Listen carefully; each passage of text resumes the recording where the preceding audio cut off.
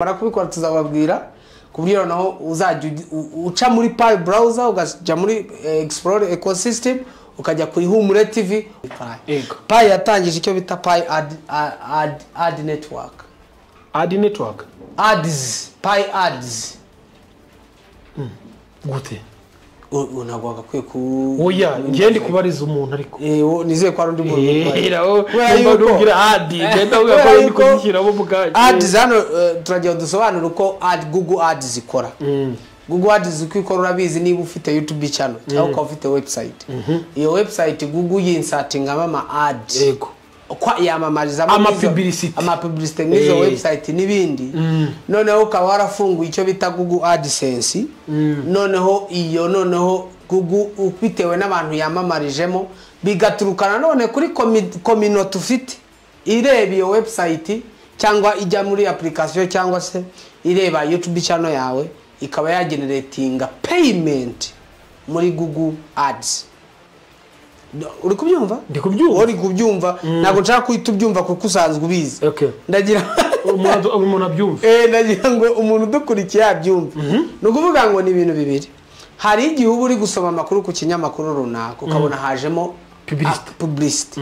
Impamvu zira publicity umuntu azibona no kubera yuko Google yaba yarakoresheje yarabwiye Google ijye yamamariza mu nkuru kimwe nuko kuri YouTube wenda abanyarwanda bose bari kureba YouTube ntibabona hajemo publicity kubera ko mu Rwanda bazikuyemo abari hanze y'igihugu nibo bazibona abari hanze y'igihugu n'abandi bari mu bihugu duturanye bose babona ariko nayo mu Rwanda bakoresha nuza VPN abakoresha VPN yota VPN cyangwa se virtual private network yes barabibona nabo publicity barazibona kubona izo publicity. Noneho rero iyo urebye iyo Pi network yongeyemo ako kantu bita Pi ads ahangaha bizajya bigenda gute umuntu azajya ukora application ukayongera mu cyo bita ecosystem. Tubare ushaka gukora ikinyamakuru kizagica amakuru ya cryptocurrency. Yego. Ikinyamakuru cyawe kikaba gifite wenda .pi. Wenda tubare ihumure.pi. Hatagira umuntu yigura. Yego. Abana twikomereza ihumure.pi. Abayiguze. Iyo application ukayifata ukayitanga kuri mainnet. Ukayitanga kuri team ikayongera handi muri za bintu bita ngo ni Pi dApps. Yego. Ikazongera mu application ya Pi. None abantu bose bazajya basura iyo website. Hazajya hahembwa nkuko n'ubundi YouTube channel zihemberwa kuri Google Ads. Abantu nyiri application azajya hembwa bitewe n'abantu basuye application bayikoresheje. Icyo ari cyo cyose baba bakoresheje uzajya uhembwa muri Pi kuri Pi wallet ya. Ukiraho. Uribuka ibyo bitaga GB WhatsApp? Yego ndabyibuka. GB WhatsApp biri gukora. Abantu benshi barayiretse, barayivuyeho. Ubu yagarutse bundi bushya. Abantu batafite amakuru ndagira mbabwire ko Pi nayo ifite gahunda yo gukora application imeze nka WhatsApp cyane rwose. Noneho nawe urashaka kujya bayamamarizamo GB WhatsApp rero nayo urayifungura ku bantu bazifite nkatwe bahita babamamaza cyane rwose. Batangiye kwamamaza ku bantu batangiye kubyiga rero ubu ushobora gufungura account kuri WhatsApp ugatangira kwinjiza amafaranga. Aha rero ni amakuru azimye. Ni amakuru azimye. Mu Kirundi. Aha rero nicyo nashaka kuvuga nicyo kintu Pi yongeyemo muri iyo network. Iyo bivuze ngo Pi ecosystem of Pi is so powerful. Nukuvuga ngo irashaka hera hano kuri Ruby. Hari noza hari coin bita Ruby. Ruby impamvu nshatse kwivugaho wo gatoya. Ruby ntago abantu benshi bayizi. Kandi Ruby shobora kuzamayininga igihe gitari kinini. Nta nonsabye kuyimayininga kire kumva ibyo ari byo. Kuko n'ubundi utaramenya impamvu yo gukora ibyo bintu. Ubushize twarabivuze igihe turi kumwe na Digital Man. Twaravuze ngo turi mu cyo bita wealth distribution. Mu kugabana ubukungu. Ngira ngo uje twaravuze ngo turi muri generation navuga ko ari nziza aho amafaranga ari gukorwa tubireba n'amaso. Nta na rimwe nta generation nimwe yigeze ibaho ikuta zakozwe generation ireba. Ikuta amafaranga. Nta generation nimwe yigeze ibaho ku buryo amafaranga akorwa izo generation zireba. Ni twebwe abantu bonyine generation turi amafaranga ari gukorwa tureba n'amaso. Tureba n'amaso gutya. icyo bita kureba n'amaso haze ubu nibyo turi gukora icyo bita muri wealth distribution niyo mpamvu mfite ruby ufite ruby free of charge nta mafaranga bisaba nge nishyura nta mafaranga na make nihagira umuntu ugushyira mu kintu cya mining bagusaba amafaranga ntuzakijyemo ntazakijyemo ikindi kandi uzaripotinge ku gashami k'ubukungu yes uvuga uti rwose iki kintu kiri kwaka amafaranga uri kubyumva kuko icyo turimo nicyo bita wealth distribution coin iraza tukatangira gukora ibyo bita mining sibyo tukazihererekanya nyuma yaho bigire kuri exchange tukagurisha coin zacu tukazazigurisha kwa ma exchange zo coin twaboneye ubuntu noneho wenda ukaba wabona amadolari wabyumvishe ariko nta muntu numwe ugomba kwaka amafaranga muri wealth distribution kugira ngo atunge amafaranga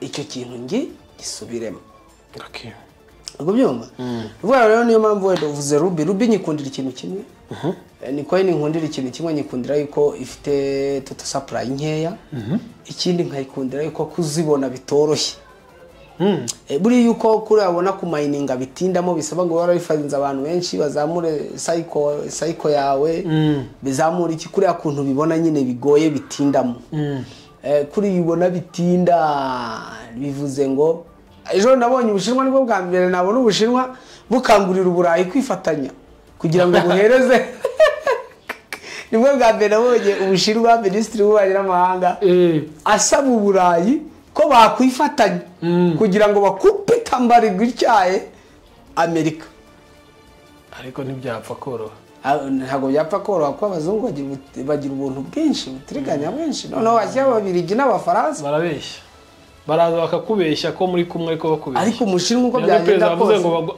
agira gutya ariko kujomba inkota kandi kari kugura n'ubundi umushinwa uko byagenda kose uri kubyumva buriya abashinwa n'abantu bari organize amakuru yabo uyumvana minisitiri wa foreign affairs haramakuru mbwije uko harandi makuru harandi makuru y'ubushinwa urumva utayumvanye minisitiri w'ububanyi n'amahanga ntago bibaho uziko na WhatsApp ibyanditse by banning itasohoka iyo message igihugu oya nta WhatsApp ibaye uyikoresha umunyamahanga nibyo ngiye kuvuga uri kubyumva bivuze ngo amakuru yo mu bushinwa asohokera mu mugabo umwe Minister of Foreign Affairs uri kumva igihugu kuri kiveze ibyo wakora byose kugira ngo ubutasi kuko ubushinwa ntago chatting applications zibukorera inda gukorera server kuki n'ubana mu Rwanda impamvu ubona tukoresha WhatsApp ni yeze tukoresha WhatsApp kubera ko tudafite social media platform iri imbere tu influence tuvuge ngo data zacu tuge tuzifite mu gihugu zidasohoka ariko ngubu data zacu ziri Burayi sibyo ziri hano dufite umugisha wo kuba ziri hano tugomba kugira application yacu apana WhatsApp ahubwo ko ari hatari urwo byumva aha rero Amerika kantu konyine igisirikiraho nuko gifite Swift the circulation of money ariko ya Swift nayo yarangije guta agaciro bityo bananiwe kumanaging ukuntu amafaranga ari guhererekanwa mu buryo buri international niyo cyatumye barenuvera ya system ya Swift hakaba haje icyo bita QFS azajya basha kuri kubona nama transfer muri digital currencies QFS izajya basha kubona transfer n'ingano yayo se oya ma transfer mu ma digital currencies bino by'ama guverinoma bya CBDC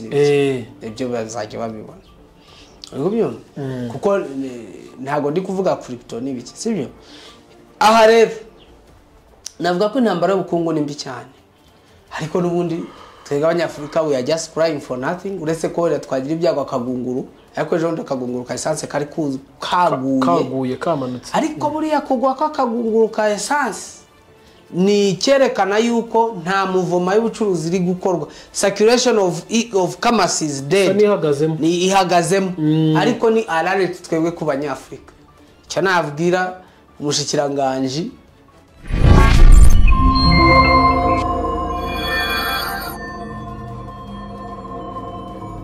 gatwamamaza guzikora nenda dufite gahunda hano muri Kwihumure TV ko dufite amashami atandukanye dufite company y'abatekinisiye ku bikoresho byo mu rugo amafirigo amateleviziyo microonde uta dispenser televiziyo nibyo mu office harimo ama computer ama scanner ama photocopieuse ndetse na kamera z'umutekano cyane urabyibuka yego so ibi byose tuzabibafasha ku bantu bo bakeneye ko tubaha abatekinisiye bizewe firigo bakayisubiza ubuzima ndetse na cuisinieri microonde bakayisubiza kwa microonde ntibe firigo ari umuntu nguko nabonye iri kwaka ngo ariko idashyushye haba hapfuye icyo bita manye nenge kuvuga akazi ibanga ry'akazi so rero muduhamagare kuri 0788 60 hanyuma si ibyo gusa ngira ngo hari gahunda twe twatangiye abapasiteri kubafasha abapasiteri bo ni ibisanzwe abantu bashaka gushyira niba koko ibyo uvuga ari ubutumwa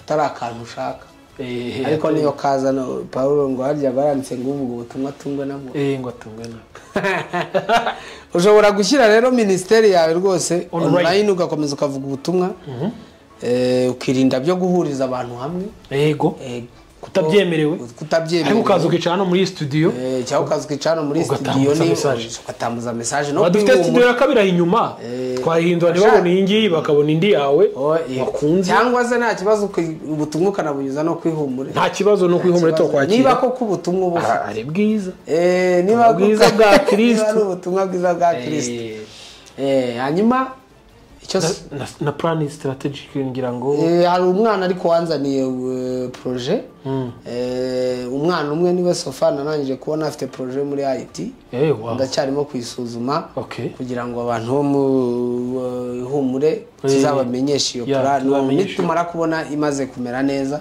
ariko nabandi bafite abana bafite projet zo muri IT bashaka kuzana tukarebaho ikintu cya mbere no gukora itandukanye my dear ngira ngo hano nenge kubwira ko n'abapasiteri bakeneye ya ama production basabwe na za miliyoni 2 n'iki byose urabikora bashaka kutugana tukabafasha yego cyane tukari kuryo babikoramo hanyuma ikindi nuko muri Golden Gara niho honyine Golden Gara Kicukiro mu Kagarama urenze kuri Sophie ugana ku Muyange ahahoze Tekira kera bafite sale nini bagira jaride izo na hano babera ama ceremony cyangwa ubukwe tugiye kwinjira mu mezi y'ubukwe watangira ku bookinga iriya sale ifite naho bicara hejuru hasi no hejuru cyane ifite parking nawe nta handi hantu ari parking ngana kuri amagana parking imodoka zirenga magana handi hantu haba ubukwe imodoka zose ziri mu gipangu imbere bibaho se muhanda batateje ambutiyaje niyo yaba ari kuri ya yindi wazisanga ariko Golden Gara baraparika niyo nyine ubukwe bwawe buba imodoka zose ziri n'abandi bazirinda ziba ziri aho mu gipangu imbere na jaride nira jaride ubango zira jaride zirimo abantu bakoze muheruka mu gitondo mwinjiramo muva mu bukwe burangiye wenda wazanye nuza profete runtuza cyangwa agusezeranye bishop oya nta gusezeranya nuko umuhamya uko isezerano ni wowe uriho umugabo no ubuzi by'isezerano yaba ari kugufasha kugufasha hanyuma ibyo kungo gusezerana imbere y'Imana byo simbizi uko Imana burya ibera hose cyane mu munsi wa musezeranyaga mwemerana hanyuma ariko muri Golden Gara niho honyine ugeramo mu gitondo ukavamo nimugoroba nta kindi n'indi service ukeneye hanze byose birakorwa hari cyane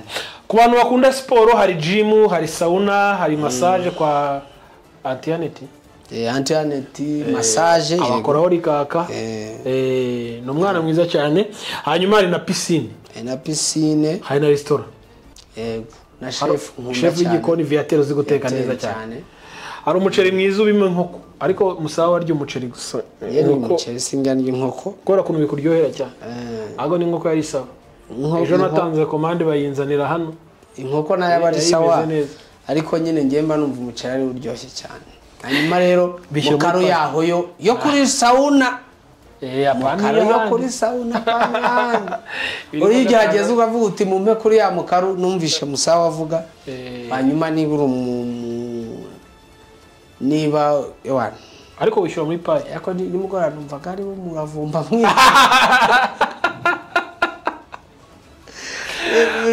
nimugoroba numvaga umuravumba wabaye mwinshi kabisa ngo bariko bacana akamakuru atabagashyira muri nusu barya muri sauna ugahumeka neza cyane.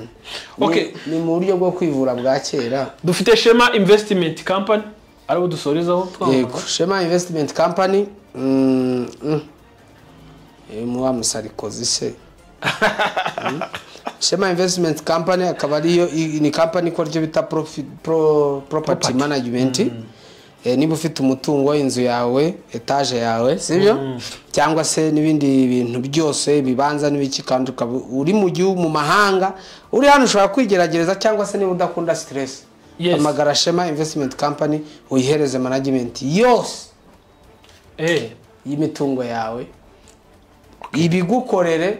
Okay, kubyumva nushaka uwahenirage bazarikanga utakiriho wavugana nabo umwana wawe akazamenya uko agabana na murumuna nta makimbirane bicaye babitse izo makuru nta makimbirane ajemo yawe ni muri Shema nta wundi twibagiwe se oya aho ikibazo ngira ngo ntago twagiye dutanga amanimero kandi babigize dutanze amanimero reka mpere muri Shema ngira ngo muri Shema Investment Company ariko ubundebereza zo muri Gara kugira ngo ngengiriza reka ntangeza yego zo muri Gara yego anangize zo muri Gara koko Gara Golden Gara kabari nta wundi rero akabari Claude yego Kalisa Claude ariko apana wandi wakinaga muri ya kipe ariko uriya mugabo yarantangaje ibintu byarabyikorera ku mutuzo abandi bantu babyivangamo ntabwo azi ntaramenya neza kwiba amasaha ntaramenya kwiba aracyari imfura agarabi igisambo cyane abashaka rero kugera muri Golden Gara gukoresha commande chef Viateur agahita yohereza hamagara kuri 0782 589939 ubahamagaye vuga uti iyi commande ngiye gutanga nta wundi nyikuyo ni Musaho biraza ko baraza kukorohereza uvuga ko ari Musaho bitovuga utigwa ku biciro mwanze mugabanyeho baraza kugufasha cyane. Hanyuma muri Shema Investment Group urabandikira cyangwa se ubahamagare ushatse kubahamagara ni 07 95 85 46 35 cyangwa se ukabandikira kuri ya India Sarkozy yego akanyenyeri oya akamenyetso ko guteranya gatatu yego 36 99 35 31 ushaka ko installa kamera z'umutekano iwawe hakaba hatekanye ukajya ubireba aho uri hose kuri telefone yego harya yego n'ahandi hantu ushobora gusanga yego aho nta handi ni muri Robitech and Security Solution kandi wishyura muri Pi no nta kibazo watwishyura muri Pi twishyura no muri Pi nanjye ko burya ntabwo rero nimero ni 0782 61 36669. Hanyuma rero nawe niba uri umucuruzi ukaba ubizi uko ucuruza ufite uruduka nta muntu n'umwe uzi iduka ryawe utegereza wamukira Imana yagupangiye urambabaje ariko duhamagare hari amahirwe yo kushobora guhamagara kuri nimero reka nyibabwire nimero mushobora guhamagaraho hanyuma tukabamamaza kugira ngo noneho tubashe kubamamariza kuri nimero ni 0782 3471 9 baduhamagare akayo nimero wahamagara kugira ngo bashe kwamamaza kandi ibintu byiza bajye badufasha tuhagere dusura ibyo bikorwa tuvuga ibyo tuzi cyane ko niba ari imyenda ugomba gushaka nkabanza inkwira niba ari iki kugira kuko buriya kugira ngo mbanze menye niba ibyo bintu bikora niba ubizi ko birumvikana nawe yes bakunzi muranyumva neza ntabwo mbizi niba nkumva kuko avuga halo ariko ndagira ngo numve ko niba batwumva cyangwa batatwumva twongeye tuzamura ijwi hejuru cyane cyatumanura aro microphone check sound umuntu cyera twayatucekinga muri chorale tukazama ngo uri komena mata ugahuha se cyangwa ukagira cyangwa guri ugakubitaho yego okay ngaho cyera twishuri twayatuvuga amakuru mwiriwe baduteza amatwi tukayasimbuka abaduteza amatwi duteze amatwi tukayasimbuka. Bakunze ibihumure mu duteze amatwi tuyasimbuke. Musa beze bite? Meze neza, tumaze iminsi mw'iki gihe twari turimo kitoroshye cyo kwibuka kijyanye n'amateka yacu n'ayacu tudakwiye gukwepa, ntaho twayakwepera, ntaho twayashyira. It's our history. Ahubwo ntekereza ko navuga okay, ntabwo nifuza ko generasiyo inkurikira yazinheritinga nk'ibyo twe generasiyo yacu twinheritinze. Kwinheritinga ndi kuvuga ni nko kuzungura amateka. Ubwo generasiyo ya 90s twazunguye amateka mabi kwere kabisa, amateka mabi twayisanzemo sanga nta naho twabikwepera. Generasiyo ya 90s kabisa twazunguye amateka mabi. Ntibikwiye ko bazadusubira rero bazadukurikira. Ntibikwiriye. Hari umwana ejo wabajije mugenzi we mu rugo ntibinashoboka, ashizemo ntibinashoboka ibi bihe. Umwana muri umunara amubaza ngo none se ngo nyine ngo bira nibiki? Ati turi kwibuka. Kwese kwibuka iki? Ngo Abatutsi. Ahanini ubura n'icyo usobanura. Urumva ni umwana wiga muri P5.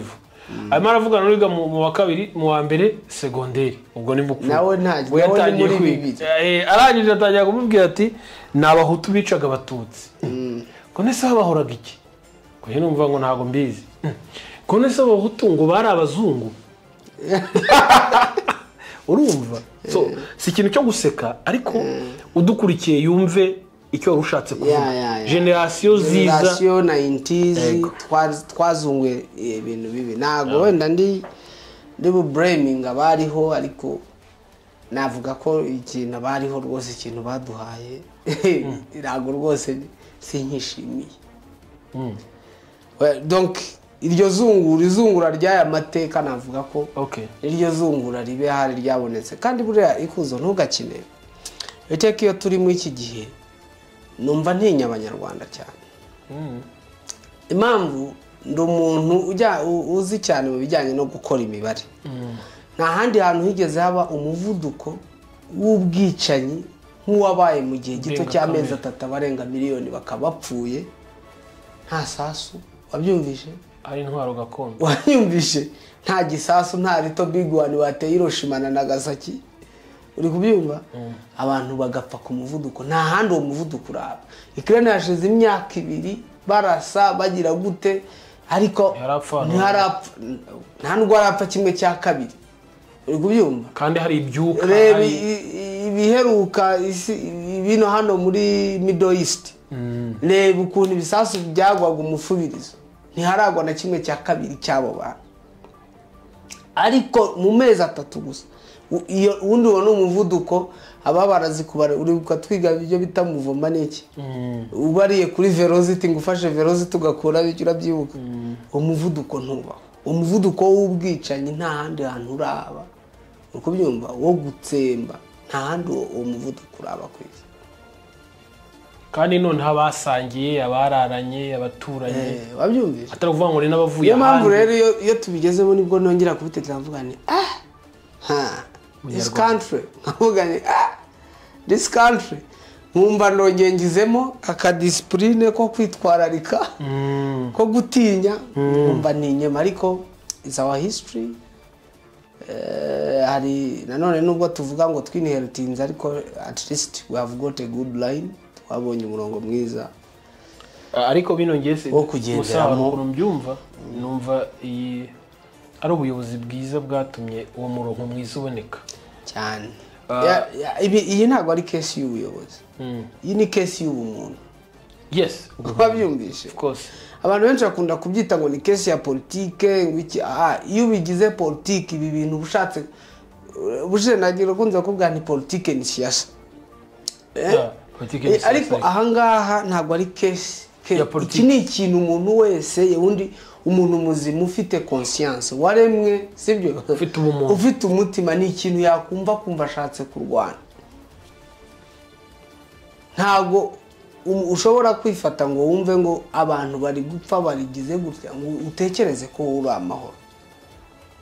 Iyi ni bamwe babyita politike, bamwe wenda bagashaka kubyita politike, kuko iyo uvuze politike buriya ikuzo abantu bumvamo ibintu byinshi muri politike.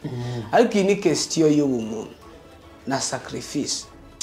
Nkunda kubivuga wenda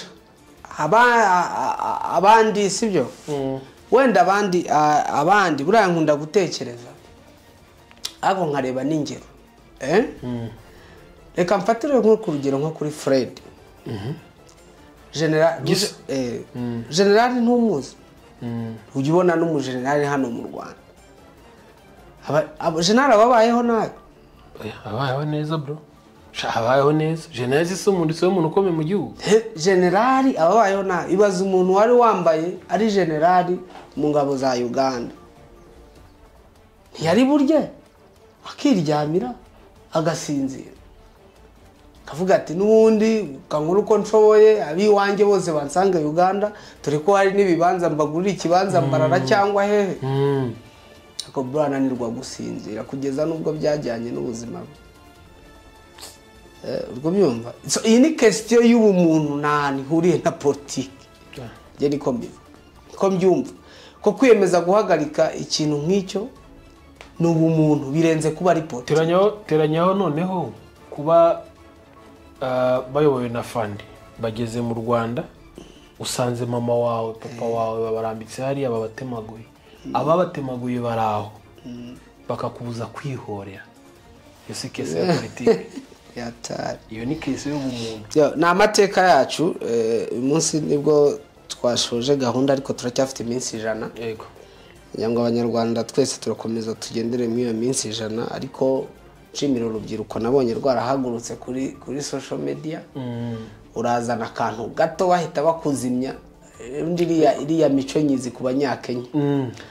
Igihe ntuza muhoza postinga ko yafata Nairobi mu masaha 28 akayizimya, baramwadukiriye kuri social media. Abanyakenya bura n'abantu bazi kurwanira cyane kuri social media. Uvuga akantu gato bakagusubiza ku buryo bakinjira n'ivuka n'ikomoka barakubwira ku buryo ufunga, nawe ugahita ubona amateka yawe utaruyazi, ku buryo ufunga konte ukayifunga kubera ukuntu bakugiriye ishyamba. N'udufoto two muri 80 bakatuzana n'amanyanga yawe yose bakayashyira. By'umwihariko ndashima urubyiruko mpamvu ariko mvugana ngo nkunda kubona kuri social media cyane. Rwagiye rurwana intambara igoye pe kuri social media mu iki gihe turimo. Uzanye igitekerezo bagakubitira mu mavi bakamusubiza, nabo nta kibazo bafite. Era navuga ko this is our history, na amateka yacu, no way to escape. Ngira ngo twinjira hano reka akabazo kamwe. Hari ibintu bibiri. Hari icyambere najyaga ntekereza ko byaye umwana w'umukobwa, tubare niba ndi umugabo cyane nawe uri umugabo, nkatekereza ko igihe cyonyine nzumva kizangora ari uko nzicarana n'umwana wanjye. Numvaga ari igihe kimwe gusa. Avuga nti igihe kimwe nzicarana n'umwana wanjye nkamusobanurira ibintu bikangora. Numvaga ari cyagiye umwana wageze muri teenager, cyagiye umwana wabonye imihango, akakwicaza ati papa mbwira ibi mbayeho n'ibiki. None akafite musaza wasobanura ati kuki musaza wanjye atajya mu mihango, wabyumvise. Numvaga ari cyo kintu muri situation yo kuba umubyeyi kizangora, kwicaza umwana w'umukobwa nkamusobanurira ibyo bintu. Ariko ni situation nayo ni situation igoye kugira nicaza umwana umusobanurira amateka y'abantu, amateka nayo akubaze. Situation zimaze kuba ebyiri, nizeye ko zinkomereye ndi umubyeyi. Icyo cyo kirankomereye bano bahungu banjye bro. Birasaba ngo usobanure kandi witegura ibibazo byose umwana kubaza, nta kinyoma ushizemo, udakikiye udaciye ku ruhande. Ariko buriya ubwo hari inzibutso n'ibiki, nanone birasaba ngo bagire imyaka kubisobanura. Yego, okay. Hano turareba uruhare rw'iyobokamana. Ibyo byihorere. Ariko niyobokamana nimenyamana, kuko hari ikintu kimwe cyinshi. Reka nkubwire nsomera amagambo ari muri Yohana. Sinafite gahunda ya 2 ariko reka nyifate. Nzi ko umunsi ndi bumbura igitabo cya kode z'ubucuruzi. Okay, oya. Na tarife ari ukuntu numva. Reka twisomera amagambo ari muri Yohana 19 kuko mateka yacu ni ibindi. Reka nivugire ku maraso ya Yesu kuko ufite amaraso ya Yesu kiriya cya gihe yaragaragaye n'utayafite twaramubona. Ariko ndakubaza ikibazo. Oya, ikibazo ushaka kumbaza ahangani hagati ya diro y'agakiza n'ubumuntu. Ikibazo ushaka kumbaza ndacyumva. Bashaka ngo ko statistique yerekanaga ko 98% bose ari abakristo mu Rwanda. Ni nyuma y'uko umwami Rudahirwa igihugu cy'u Rwanda ngo agihaye umwami ngo Yezu Kristo. Urabyibuka? Akimwegurira. Papa kamwoherereza umudari. Urabyibuka? Amwoherereza uwo mudari nyuma ubwo ngo abanyarwanda bose begurirwa Kristo umwami. Ngira ngo urabyibuka. Byanze bigera muri 90 na statistique yerekana ko abakristo ari 98. Abanyarwanda bose bafite amadini barabatijwe bajya gusenga ku cyumweru. Wabyumvise? Bajya gusenga ku cyumweru uri kubyumva? Ariko ikibazo ni kimwe. Nese 2% nibo bakoze nibo bishe. Ese utekereza ko muri yasi baso twavuze ko idukomereye gusobanura abana niyirimo? Niyo ngiyo nacyo ni ikibazo. Umwana wirirwa ubwira ngo ajye gusenga. Ajye gusenga zumva gute ko umwana hari bene wabo baguye muri katedrale runaka. Bandi bakagwa mu rusengero na bishwe na musenyeri runaka cyangwa se na padiri paseri. Ari wo bita nuza wasenyeyeho abantu kiliziya yose. Bagubyumva. Ni ibintu bigoye nuko wenda tuzajya tubitekerezaho cyane ko twebwe abantu bo muri 90s ababyeyi bacu baraturetse turabyidiscoveringira. Ahanini bagiye batureka tukabyidiscoveringira. Ahubwo agashaka kukubwira uruhande ariho mwicaye mu rugo. Ariko ubundi abenshi iyo umubyeyi atashakaga yarakora ati uri ku ishuri uzagenda ubimenyera aho ngaho. Ariko abana generation turimo n'abana bafite ibibazo byinshi cyane. Umwana arakubaza urkumviko ikigaruka gisubika utereka tuzagikoze tuzongereje. Navuga rero ko ari amateka atoroshye cyane. Ariko urumva iyo nshaka kumenya reka nkubwire buriya ikuzo. Nanizi sana bisubiramo. There is no value of temple over temple. Temple is a business. Kukano gasubiramo man. A temple. Yeah. Business. Big business. A temple is a conglomerate. A conglomerate itandukanye no kuba business. Kuko a business you create ngani kabarimwe kabikora business. Ariko a conglomerate usanga ari business iri mu tundi tuntu twinshi. Sanga ni itorero rifite udushuri rifite uduki rifite ivuriro rifite compassion iyo nibyo bita ngo ni conglomerate.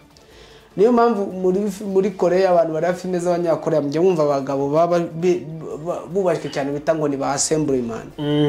Bariya rero n'abantu wa muntu buri ku ruhembe ayoboye izo business zose. Rero niba uri mu idini nizi saha ukabuzi ko wakurikiye Yesu mu idini, there is no Jesus in the temple. Yesu ntaba mu idini my dear. Aho nakumva inzira ya nyuma yo kuyoba Yesu no kujya mu idini. Ntago nshobora kukubera idini niyo nzira ya nyuma kuko abo banyedini ubona na nyuma bagiye bagira uruhare runini no mu ngengabitekerezo na nyuma ya jenoside. Even na n'uyu munsi ntabwo umunsi barara uri kubyumva. Rero iyo urimo utekereza ku by'idini reka nkubwire nta kintu nigeze numva na kimwe cyuko idini ari ikintu kizabamo. Rimwe na rimwe duseka abanyaburayi ngo ntibakijya mu nsengero ntibakijya mu madini, ariko nanone tujye tumenya se kuko yabagiriye akamaro. Ese umuntu yagira ikintu kikamugira akamaro akakivamo? Mbere yuko tuburana ngo abanyamadini abanyaburayi ntibakijya mu nsengero ngo kuba bihari abasaza ngo bakeye zagize umumaro. Abana baricaye buri kintu cyavuyemo kizima bareka kubijya zagize umumaro. Tujye twibaza icyo kintu. Nkatwe umunyarwanda kuba kijya mu rusengero akicara, uyoboye iryo dini yagakwiye kuba ashima ati ndashima ko byibura umunyarwanda nyuma y'amateka yaranze idini mu iki gihugu ahangaye kuzana. akaba ari byo nashimira Imana akaba ari cyo kintu cyonyine yicara agashima Imana akavuga ati ndashima Imana ko nyuma y'uko kiliziya aha n'aha yagize uruhare n'uyu nguyu yihagarariye na n'izi saa kiliziya igifite abakristo igifite abagatolika baza gusenga yapana abakristo igifite abagatolika bakiza bahoraho wabyumvise ariko nawe witwa abakristo oya ushobora kuba umugatolika utari umukristo kuko ikintu kiguhesha kwitwa umukristo ni activité yo kwizera ushobora kuba umukatolika utari umukristo ushobora kuba umukatolika utemera Yesu waba n'umuporose utemera Yesu birashoboka ushobora kuba umwadeperi utari umukristo nta hantu bihuriye abantu bajya babyitiranya uri kubyumva donc iyo ni communauté ushobora kugenda ukayijyamo ariko utari umukristo kuko igihesha umuntu kuba umukristo ni ukwizera Yesu nk'umwami n'umukiza w'ubugingo bwe Bibiliya iravuga ngo umuntu yatuza akanwa akemera Kristo ko ari umwami n'umukiza w'ubugingo bwe wabyumvise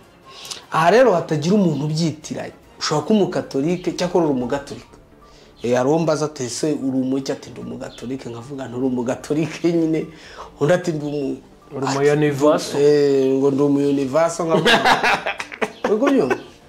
kuko iyo wamaze gusobanukirwa uhinduka umukristo hari ikintu nshaka kwivugiraho somera Yohana 34 hari umugabo umwe nshaka kuvugaho yego Yohana 34 oya 19:34 nsomera uwo murongo gusa 34 dore nahageze sinzi impamvu bije arambwiye ngo ariko umwe muri bo acumita icumu amucumita icumu mu rubavu uwo mwanya havamo amaraso n'amazi udatuma ndira bro kirahira ijambo ntago njya ndisoma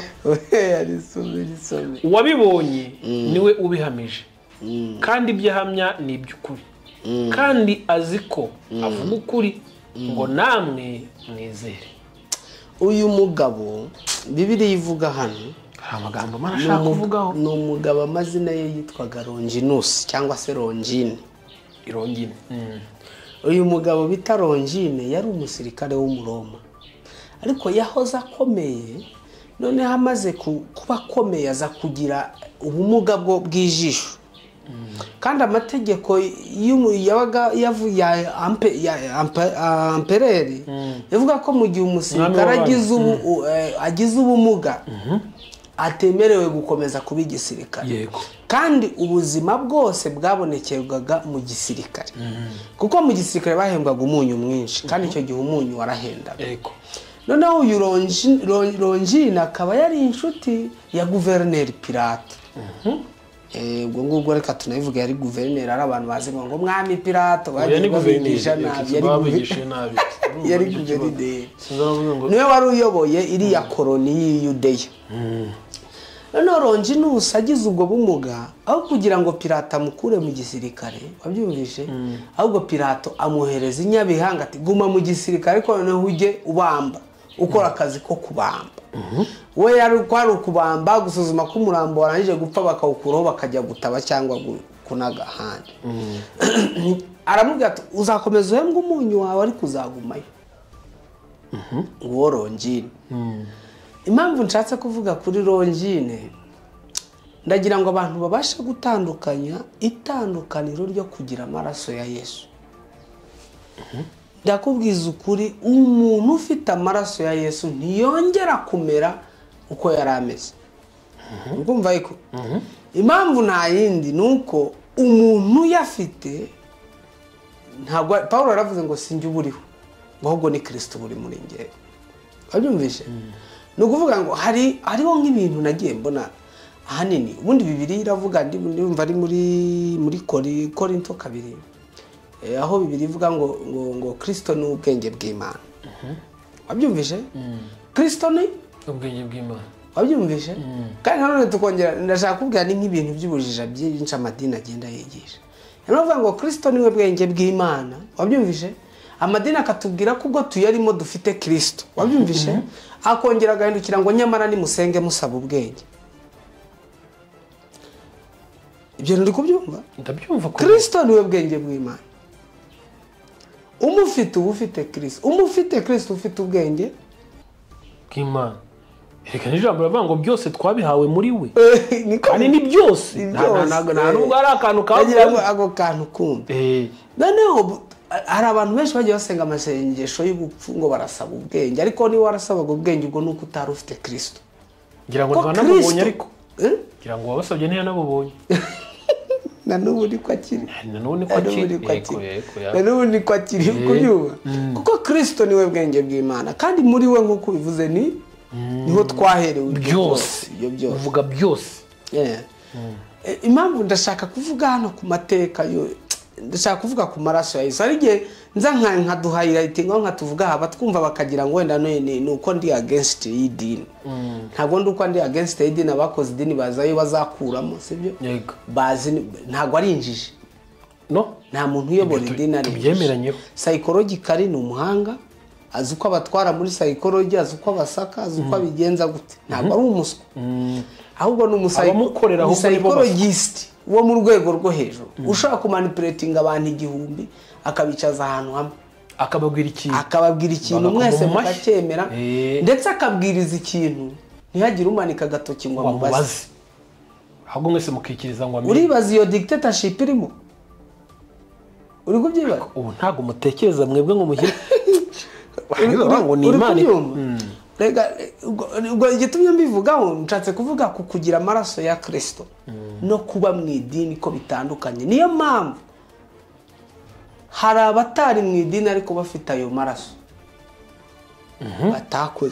batakoze jenoside batakoze ibyo kuko igikorwa cyo kugira amaraso uyu mugabo Longine nk'uko yari abimenyereye ngo afata icumu atera mu rubavu rwa Yesu Kristo uko yabikoraga uko ntabwo ari we wa mbere yarasogose yarasanzwe asogota mu rubavu rwa Kristo ngo asogose muri urwo rubavu ngo amaraso arasimbuka mu ku jisho ngo arareba ijisho rirahumuka rirongera kurira ukundi rirakira yego rimaze guhumuka ubundi ubushakashatsi buvuga ko yahise aba converted ubwe amaraso yamuguyeho yahise amukonvatinga arakira kuko yabaye umukristo kuva ubwo no mu bantu banabizize kurinda anapfuye nabi banamwishe nabi uri kubyumva ni icyo nshaka kuvuga nuko icumu yakoresheje mu rubavu rwa Kristo hari abantu batazi agaciro k'iryo cumu uzi ukuntu baryita mu rurimi rw'icyongereza baryita ngo a spear of destiny icumu ry'icyerekezo icumu yakojeje mu rwo rubavu rwa Kristo wabyumvishe Roman Empire yararibitse itsinda ingamba zose zibaho kuko ibitse icumi gusa apana amaraso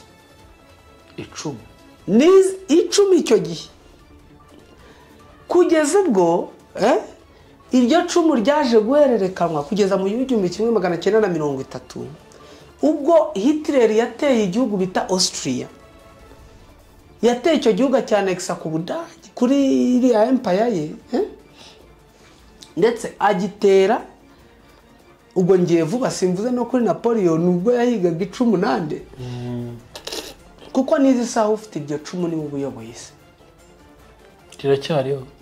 riracyariho iryo cumu gusa ryatewe mu rubavu rwa Yesu Kristo Hitler arifata risanga muri Austria muri aritwara arijyana mu gace bita Nürnberg arishyirayo ayobora isi igihe kirekire mu gihumbi kimwe muri ayobora isi igihe kirekire nyuma rero mu ntambara ya kabiri y'isi abanyamerika nibwo bafashe iryo cumu barikura abantu bita Nürnberg ufite iryo cumu gusa byonyine ayobora isi ariko ufite amaraso isi yinjije bituvuze irabihakana wowe ufite amaraso no guhindura aho utuye byarakunaniye ufite icumu ryatewe mu rubavu ayoboye isi none wowe ufite ayo maraso wowe ufite ayo maraso ntuyoboye n'umudugudu wabyumvishe there is a power in the name of Jesus ibi bintu nabivuga nkabisubiramo hari imbaraga ziri mu maraso ya Kristo hari imbaraga ziri mu izina rya Yesu Kristo zitakwemerera gukora ibyo kandi utabibwirijwe n'ibindi n'inyama n'umubiri n'amaraso byo kuvuga ngo zitakwemerera aho waba wabitekereje byo nyine no kubitekereza wabitekereza byo nyine no kugira ngo ugire iyo idea ntibibaho ukanya yo kurimba karimbo ngo there is power in the name ni indirimbo nkunda cyane ntago ijya imvamo iyo ndirimbo ko amaraso ateye ngo breaks every chain ngo every chain can be break by the name of Jesus. Iryo zina rishobora ku breaking every chain. Every chain. Iyo ndirimbo reka nkubwire. Ikintu cyose waba urimo niyo bwaba uburwayi bw'umwana umufite mu rugo yiringa ngo there is a power in the name of that breaks every chain. Now, I'm telling you the chain will be akantu gato kazakubeho uvuga uti amaraso ya Kristo armuyikire iryo jambo ryonyine rizabikora. Hari imbaraga niba Hitler yararigiye akarifata muri Austria akayobora isi mu gihe kugeza igihe hapanzwe operation kwibiryo cumu kugira ngo atakaze intege bakaryibira muri Nuremberg bakarijyana muri Amerika muri Pentagon ikabiyoboye n'izi saha nubwo babeshya ko icumu barisubije muri Austria muri mize yabo ariko bajyanye yo pirate. They are the ones nibo bafite iryo cumu muri Pentagon kugira icumu gusa bitumye bayobora isi wabyumvise ufite ayo maraso ufite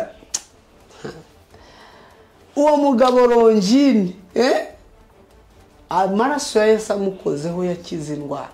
Undi hari ibintu nyine science cannot get abadokiteri bagenzi bajyana cyane bari hasi bakora ntago bashobora kubyumva kuko niba Bibiliya ivuga ngo mu mibyimba ye twakize indwara mukanya yampamagara nkikimara kubibwira nkamubwira ngo ndwaye umutwe ntago ari nta nubwo yanakumva kuko yamenyereye ko bafata ibi bakabidekompoza bakabiforma bagakora ibinini bikiza indwara. Nimubwira ngo mu mibyimba ya Kristo twakize indwara science will not get it. Ariko mukuri mu mibyimba ye niho twakiriye indwara. Ariko sero ya science iri cumu bararizi nabo muri sero ya science hari ikintu babiziho cyane. Hari imbaraga ngira ngo bwa mbere nkizwa cyangwa amenye ibyo ndibyo nibyo mbamo. Umupasiteri umwe araririmbye avuga ngo avuze ayo maraso aravuga ngo hari imbaraga zigitangaza mu maraso ya Yesu hari imbaraga zigitangaza mu maraso ya Yesu masa prega nkubwire imbaraga uwo munsi nibwo nayumvishe umupasiteri yari isobanuye mureba kuva ku birenge kugera ku musatsi muborera igisobanuro nicara hasi ndarambiriza kuva uwo munsi nabaye umuntu. Ndashaka kubwira iki Paulo avuze amagambo akomeye aravuga ngo iby'isi mbibona nk'ibibambwe nabyo bimbona yego nk'ubambwe ibya kera rero. Ariko Paulo bivuga muramuzi Paulo ndi wikitegereza Paulo bivuga yari umunyedini mubi yabarushaga idini yari ameze nk'abandi nabo bari mu idini yishe abakristo bake. Paulo abica nabi urupfu yabishe gake ntago Paulo yabishe gake ariko nyuma amaze guhura nawe amaze kuba nka Longine nyine barihuriye niyo mpamvu y'umuntu turi kuganira akampakanya ntago nyine kumukonveka biragoye ahubwo ndavuga nti hari umunsi muzahura ko nanjye twarahura. Niyo mpamvu buriya reka nkubwire abantu ntibabyitiranye niba ntago kuba mu idini runaka bizatuma ukira gutekereza ibintu. Niyo mpamvu bakuyoboza ko bashaka bakakujyana aho bashaka ukerekezayo ariko nimuhura ubwe mukihurira saba nka Yakobo umutsi w'inyonga y'itaka atarawufata ibyajyaga gukora rero nari ndimo mvuga ku maraso ya Yesu. Ayo maraso niyo transforming umuntu. Yesu abidini bamuteze umutego bati ako uyu muntu tuzamugenza gute? Bamutega umutego ati none tureke gutanga imisoro ya Kaisari, atari ku bundi tubwire itegeko riruta yandi ni irihe? Abidini bategeraga Yesu mu mategeko, baramubuzeho impamvu ngo bamubane. Arabwira ati titubwire itegeko riruta yandi ni irihe? Hari amategeko menshi aruta yandi. Imbaraga z'igitangaza amaraso. Njye nakubwiraga bamutegera mu mabara, bagenda baramutega bati tubwire itegeko riruta yandi ni ayahe? Nta kindi abanyedini bashakaga ko kugira umufatire mu gico bamwica. Kubyumva? Yego nta yindi mpamvu nini babaga bashaka kumwica. Baraho ari abanyedini batarakebwe, hari zabukurikira izindi. Yarabwira ati itegeko mukunde ni urukundo ni naryo yavuze. Umuntu ufite Kristo aba afite urukundo. Iki ngihakane 98 bavuga by'abakristo ngo bari abakristo ntago byashoboka, bashobora ko ari nka 5, ariko bari nka 5% abasigaye, kuko nibwo bwa mbere habayeho umuvuduko ungana gutya ku isi ubwicanyi. Ahubwo se ndibaza nyuma yaho gato ko bagarutse bakongera bagahura mu rusengero rwishe nkarura cyane. Nicyo kuvuga ntuzi ibyo nkubwira, nicyo kibazo. So nta kintu bishobora guhindura. Icyo umuntu agomba kumenya no ukumenya itandukaniro riri hagati y'idini na Kristo. Uri kubyumva? Umuntu akamenya idini akamenya na Kristo. Ko ari ibintu bitandukanye. Ari ibintu bibiri bitandukanye. Kandi inshuro zose Kristo yagerageje kwinjira mu idini, wabyumvishe? Yasohowe nabi. Barajugunyaga. Sinibaza n'umunsi umwe yari yagerageje bamuhaso mu muzingo. Yakijije wa mugore uramwibuka? Wari mugongo. Uramwibuka mugwe nabwo yasohowe nabi. Ati uramubona ngo arakiza umuntu ku isabato. Uri kubyumva? Banamutuka cyane. Wabyumvise? Aha rero ni ikibazo cyo nifuza abanyarwanda nuko bamenya Kristo wari we. Bakamwakira. Aho kwakira idini.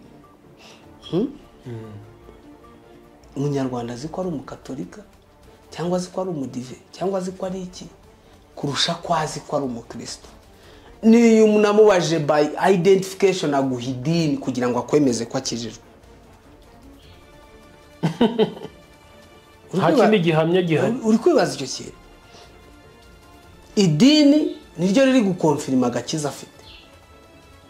Niryo ari kubanza imbere y'ubumuntu yakabaye afite muri we cyangwa ayo maraso ya Kristo. Aravuga idini asengeramo, avuga pasiteri we, umushumba we. Reka twikomereze twigiye mu bukungu. Iminsi 100 nayo ni ibindi ariko hari ikintu kimwe nkunda kuvuga buri gihe iyo nicaye kuri kamera ndakivuga nkavuga ngo birashoboka ko abantu batandukana. Kubyumva? Birashoboka. Nagiye mba mu bihugu nkareba ubwoko bumwe nkavuga ngo ubwoko butandukanye n'ubu ngubu. Ahanini nkagendera ku kintu, nkagendera ku bintu byinshi. Uri kubyumva? Kugira ngo Yesu n'ubundi bamubambye takete ko hari ukugira ngo bamwikize. Hari ikintu maze ko nabonye mu gihugu cy'abaturanyi bita Uganda. Nabona abantu bagizweho ingaruka n'amadini. Hari massacre yigeze kuba ishingiye ku madini, ku myemerere. Buriya massacre itandukanye na genocide. Twebwe ni ibindi. Ako bagize massacre aho umuntu yica undi akamwica kubera idini gusa. Byonyine. Akaba ari byamuziza. Ariko icyo nshaka kukubwira ni iki. undi iyo uri umukatolika i Bugande cyangwa ngo uri umwadeperi cyangwa ngo uri iki ubundi bo bagufata nk'aho uri umupagani. Reka da hari izi nyigisho zaje zo bita revival, yego, aho bigisha Kristo kweri z'ububyutse ama revival ari wo hagiye uriya. Donc umuntu ukiri umukatolike ukiri umuporoso bagufata, abo bantu bagufata nk'aho uri umupaga, nta n'ikintu kuri Yesu muziho. ariko iyo kwanariza usanga la majority ari byo. Okay, reka twikomereze. Bagufata nk'umuntu uri systematique, waje ugasanga ibintu ukabijya mu nzira ugakurikira, ariko mu Kigali Yesu akuri kure ntawuzi.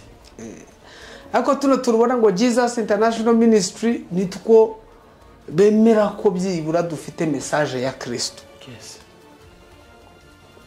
Uriko byumva? Ndabyemera. Nitwo byibura bavuga ati iyo bafite message ya Kristo. Rero nabuze ukuntu mbivuga, nabuze ukuntu mvuga ko iki kintu cya kuko ni ibintu ntapfa gusobanura. Ni ibintu namate okay. Ariko wenda twinjira mu bukungu. Ngira ngo abantu badukurikira buri munsi mu biganiro by'Ihumure TV. Target yacu cyangwa intego yacu n'intumbero yacu no kugira ngo bibaye byiza roho nzima ariko none mu mubiri muzima. Bibaye byiza twajya tuzana ibintu bikagucanga. Nicyo nkunda. Bana kuvuga ngo dusobanura abantu ibintu babyumve hoya. Yema cyaka tubwira abantu ibintu bibacange. Nibimucanganyukisha nibwo azakora research. Nibwo atekereza. Nkeka ko psychologically abanyarwanda hafi nako ni twese. Niko navuga ngo hafi ya bose dukeneye aba psychologist. We need psychologist. Badufasha. Kuko hari okay, hari nagiye mbibona cyane ndi muri secondaire, nabonaga ko ingaruka ahanini mu buryo buri physique nazibonaga ku bantu batabonye jenoside. Kabona niwe ugi wagizweho n'ingaruka, sibyo? Ariho hazaga ihungabana n'ibiki, sibyo? N'ibindi.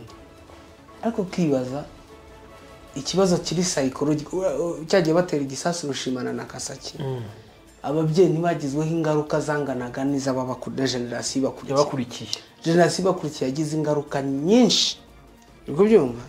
Bityo rero niyo mpamvu ubona natwe nubwo jenoside imaze imyaka 31 baye, ariko ingaruka ziri muri generation yakurikiye yacu. Uriko byumva? Niyo mpamvu uvuga ngo umuntu wese psychologist wa mbere dufite ni Kristo. Kristo, this Jesus, this son of Mary. Mary. This psychologist can treat you very well. Yo moninguma pe. Kandi abantu byeyi benshi yagiye yomora barakira nyuma yo kubura imiryango, nyuma yo kubura barakize baraho. Sibyo? Nta wundi, ntago mu Rwanda se aba psychologist bari barimo kiragiye bari bangana. Hajyana uretse amahugurwa make atangwaga na za Croix Rouge, kandi bakaba ari staff za Croix Rouge zigakoresha ama training yuko wafasha hungabane, nanjye na twagiye tuyakora nayo narayakoze kubyumva. Ariko nta psychological nta bumenyi twaga dufite kuri psychologist, tutaraba psychologist. Kandi we have moved that point tugerageza kuva kwako ahantu turaza tugera aho tugeze, sibyo? Cyo navuga cyo nuko ntago abanyarwanda niba mvuze ngo population yacu ikeneye aba psychologist, sibyo? Ariko none ntitwabona abo psychologist bo kudufasha ibyo, cyane ko none ushobora no kujya ku psychologist ugasanga afite ibindi yizera numva akagupakiramo ibyo yizera bitandukanye n'ibyo bindi akaba yagufasha. Ariko the only psychologist hano ndi kuri recommending abanyarwanda bose is Jesus. Is the only psychologist who can treat your heart, who can treat your heart, umutima wamenetse wangiritse, who can treat, niwe mu psychologist ushobora gukora kuri buri munyarwanda uwo ari we wese, akadukoreraho rimwe kandi ko buri wese angana nta consultancy fee, nta consultation fee. Uza amafaranga baca wa psychologist, ikiganza cye cyankoraho cyanakoze kuri Kuzo n'abandi bose bateze amatwi humure n'abatayiteze amatwi, tugakira twese tugakira. Ahubwo ikibazo turemera gukira. Are we ready? Are we ready to get healed? Ko ntabwo umusaykologist ajya gukura umuntu mu rugo ngo vayo ngo tuganire, niho ujya kumwishakira, niho ujya kumwishakira. Ni action yo kwemera ko this psychology, the powerful psychologist Jesus Christ, can touch every heart in the corners of this country. Buri nguni yose y'igihugu Yesu yakora ikiganza kuri buri mutima wa buri muntu. Kibazo mara kuvuga Yesu kubera mentalite ya kera, wabyumvishe n'inyigisho mbi numva ko ndi kuvuga Yesu, ariko ubu umuntu wese unteze amatwi yarangije kumva ko ndi kuvuga ngo najye mu badive, unajye mu barokore, unajye mu bakatolika, ubu niko ari kumva. Nicyo kibazo gihari. Bango nyiri commending abantu kuri Yesu, hari inyigisho bahawe yuko Yesu aba mu nsengero. Mu nsengero. Nuvuga ngo ndabari commendinze no ku cyumweru bamwe bazabyuka batege bajyayo. Ngo mu rusengero. Wabyumvise? Ngo niho hari Yesu. Ndi kukuri umva. Sinzi uko nabivuga ariko he is the only powerful psychologist. Ndifuza ko ari we psychologist wa mbere. Niwe nizera nk'umuntu ureba mu mutima. Abandi ba psychologist ngo bagerageza kukubaza ibibazo bakabona ko manipulating ibitekerezo. Ariko we na mbere yuko anakubaza abasha gusobanukirwa umutima. He is so powerful and well. Sinzi ko namuvuga. Uwo rero niwe wenyine ushobora gukora kuri buri mutima kandi akadukoreraho cyane. Nta nikiguzi nta consultation fee, nta mafaranga, ugakira igikomere cyaryo cyose wavuga. Amen. The great psychologist. Niwe ndi kuri comment. Sinzi impamvu ari byo mvuze. Bizi igihe bro. Uyu muntu uri kutwumva arakeneye kumva aya magambo. He's the only psychologist. Nubwo hari ibindi bintu byamukure bikamuzana. Ariko arakeneye kumvira ijambo. Ugenda bijyanisha n'iki kintu ku bantu badukurikira. Hari ijambo rimwe nigeze gusoma ngo muri iyo minsi benshi muri bo basaba bifuza inyigisho zijyanye n'irari ryabo. Sibyo? Izindi zizaba zibarya amata. Ahubwo ni ijambo rivuga ngo nanjye ngo nzahanga ku minwa y'abahanuzi babo. Niryo uri kuvuga? Ngo babahanurira ibijyanye n'irari ry'imitima yabo. Sibyo ndi kuvuga. Ndiho ndivuga ibyifuzo by'abantu bishingiye ko iyi titire basomye. Yego. Iyi nkuru. Ari batumye baza kubireba. Ariko ahuye n'iyi message, uri kunyumva uhuye n'iyi message, ariko titire yakuzanye ntabwo ari iyi message. Ariko iyi message iri bugukize cyane ko nibyo wumvishe muri titire nabyo ugiye kubyumva cyangwa ibyo wasomye muri titire tugiye kubiguha. Niyo mpamvu kwihumura ugomba kumenya ko atandukanye n'ahandi no kuyandi macano yose. Ahandi hantu uzapfa kutubona twebwe uko tubona turi babiri bizakugora kutubona ahandi hantu. Ariko umuntu uzabona twicana kumva neza ibyo twavuze bikamucanganyukisha ntabyumve neza akajya gukora research, azakira, azahora n'umusayiko mwiza. Jewe umwitozo naha abantu badukurikiye. Ubu uri mu idini utangira wibaze ngo nagira Yesu gute ntari mu idini. Mbese ni gute natunga Yesu ku rutugo ni Rwanda atumushumba wanjye? Ni gute tureke iby'umushumba? Ni gute nagira Yesu ntari mu idini? Akaba muri nye icyo kintu banze ukibaza. Banze baza umuntu udafite idini agira Yesu. Nje ndi urugero, ndi umugabo wo kubihamya ngaha honde. Kubyumva? Icyo kintu ubanze ukibaza.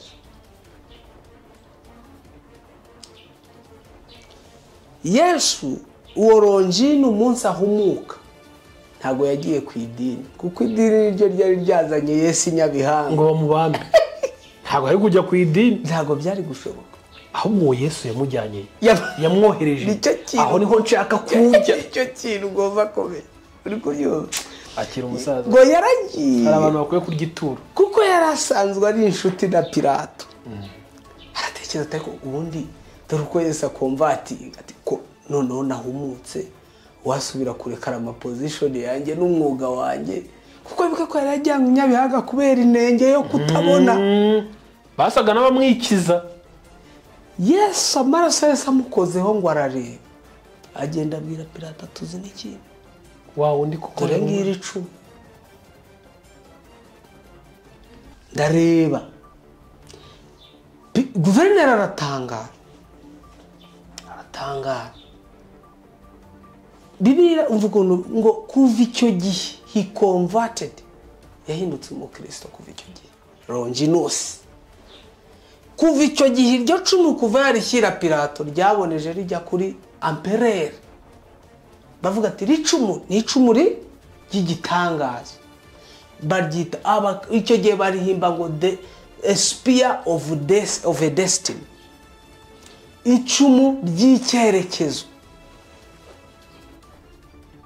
barabizi ko babambye Imana bari bamenya ko babambye Imana none n'abatari bayibambye niki cyatumye babicumu barijyana bakaribika bakavuga ngo bakarizina bakarita ngo the spear of a destiny bari byo byemeje neza kugumaho kwa empire ya Roma nicyo kintu abanyamahanga Constant batari bazi nuko binameze babona icumu gusa baravuga ngo dufashe isi icumu gusa niryo bari babo kuko uwahumutse yaragiye icumu arihereza guverineri icumu bararikomezanya ariko bamenya ko kuba bafite icumu ryakoze mu rubavu rw'umukiza byonyine bihinduye bibahaye icyerekezo baryita ngo the spear of a destiny nyuma se ko bakomeje kwicwa ndaza gushira ikiganiro cy'intumwa n'ukuntu uzapfa uri kubyumva bishyiraho ngo the spear of a destiny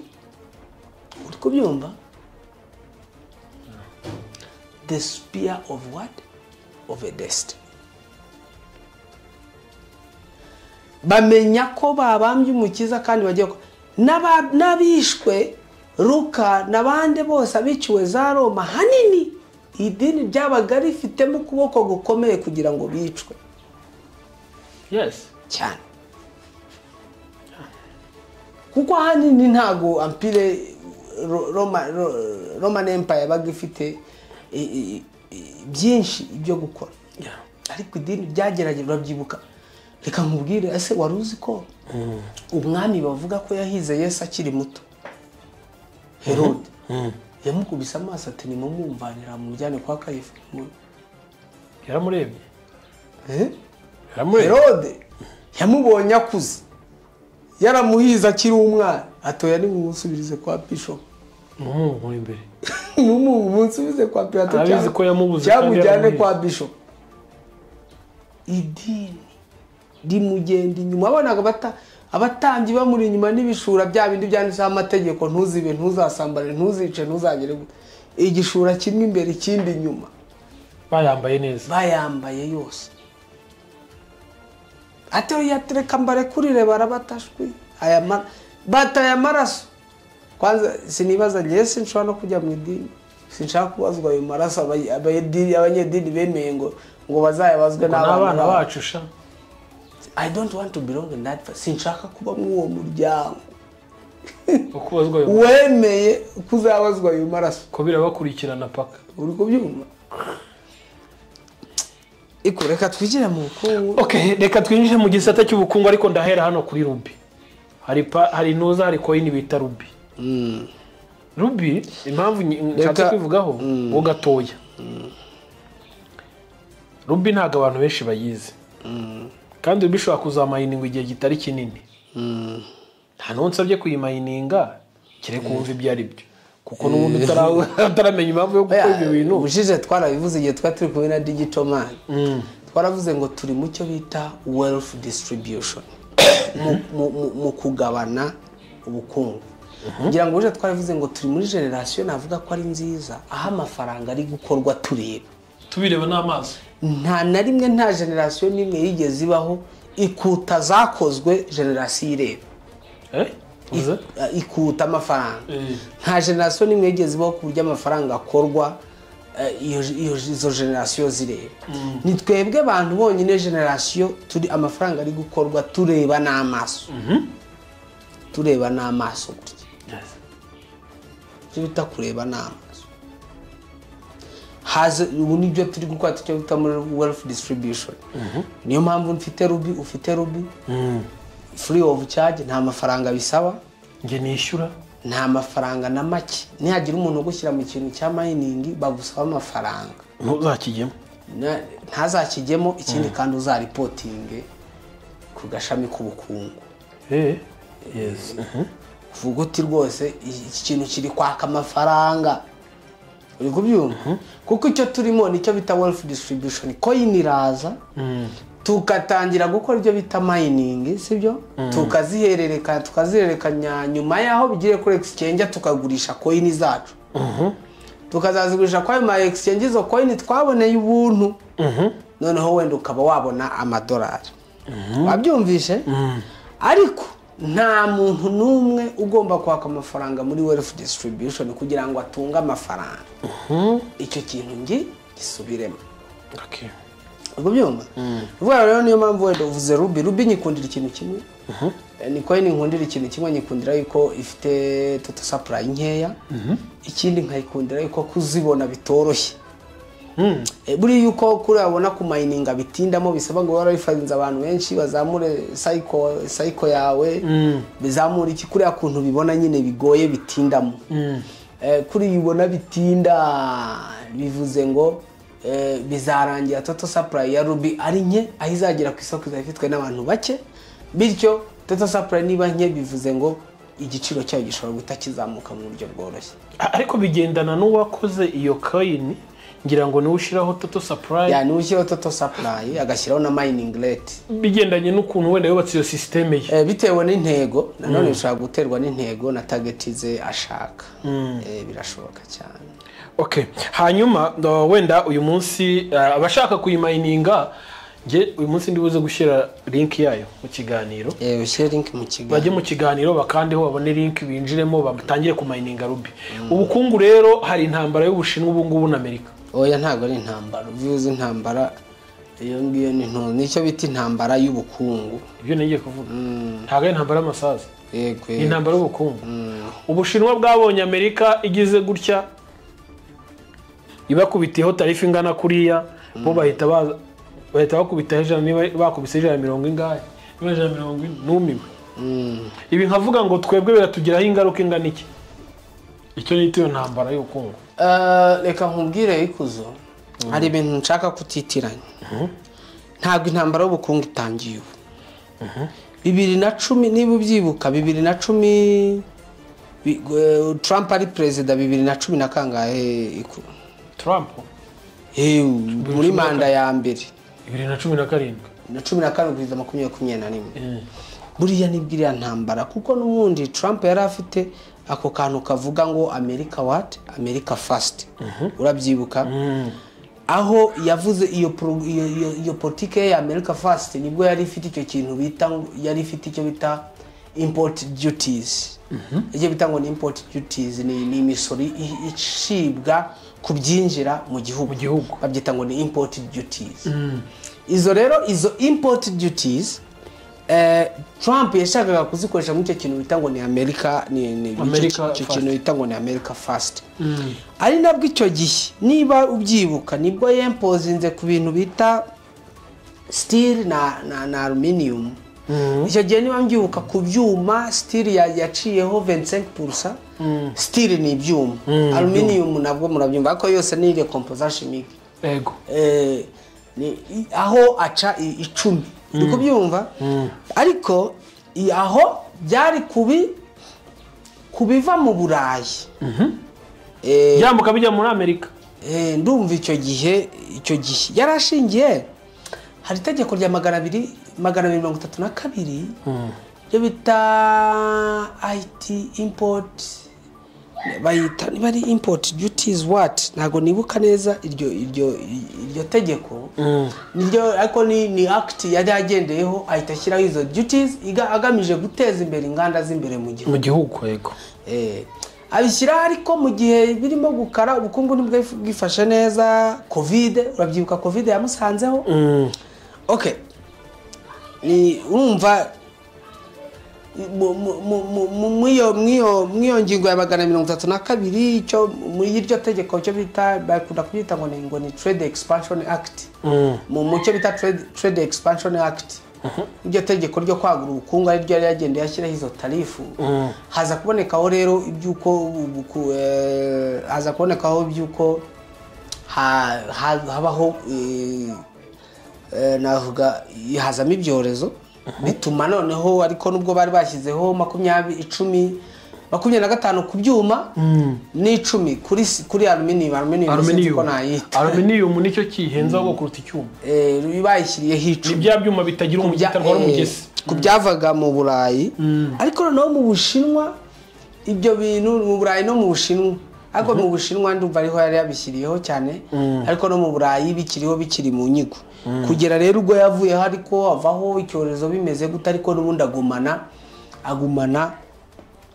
agumana kiriya kintu cya America First iriya politiki ya America First rero ifitiye umumaro abanyamerika nubwo hari ababuze akazi arababuza akazi abanyamerika benshi bakoraga mu ONG twakorera sibyo bibiramo amafaranga menshi batwara amafaranga menshi ya leta buriya reka bagatera imibare reka nkubwire iko ntushobora kwemera ko muri Monisco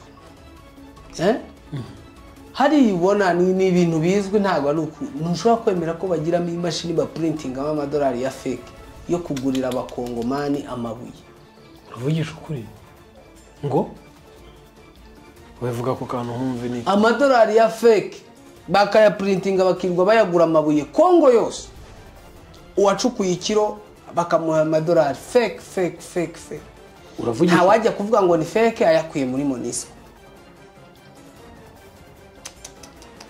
distribution yabiri hariya nta kindi kintu bari gukora bakagura abaturage babaha amadolari ya fake ni ibintu bizwi umuturage akayamaza iki abaturage ngo bayerekana bazi ko ari amadolari ariko azayazana Kigali azarebe ntiyayavunjisha mashini zitaziyafata akaba arahombye ariko ibyo nibyo binkanze muri rero mwizo ntambara z'ubukungu Donald Trump yagize ikibazo kiva ku butegetsi yagize ikibazo cyuko abademokrati baramutinye kubera politike ye cyane ndetse banatinya yuko iyo politike ye ishobora kugira imbaraga nini cyane kandi ikaba yakuraho systeme bibiragamo amafaranga cyane cyane ko biragoye kugira ngo uribaza ntago byanshimisha kubona umusoro naba ntanga ngewe umusoro ntanga mu Rwanda ntago byanshimisha kuba uri kuribwa n'umuntu wo muri Israel nawe wakubabara none se ubwo bijya gushima ko ntanga umusoro ngo igihugu cyanjye kimere neza niba hari ugufashwa hafashwe abo muri bene wacu abanyagihugu nibijya hanze bifasha abo mu karere nibirenga bifasha abanyafrika rwose ntago nifuza ko umusoro wanjye wagira akamaro mu Bubiligi cyangwa se n'ahandi mu kandi gace uri kubyumva noneho rero ugasanga muri la politique ya America First ugasanga imisoro y'abanyamerika iratembera ikarindiza ikagera muri Kongo bakagenda bayibira mu nzira ngira ngo bagibuka ko mu kigega Doge cyavuze ko hafi 20 billion zarirwaga muri USAID billion 20 zaburiraga mu guhererekanya amafaranga muri USAID uri kwibaza icyo kintu ibyo rero harimo ibintu byinshi muri iyi ntambara y'ubukungu mu by'ukuri wabonye visa baheruka gushyira hanze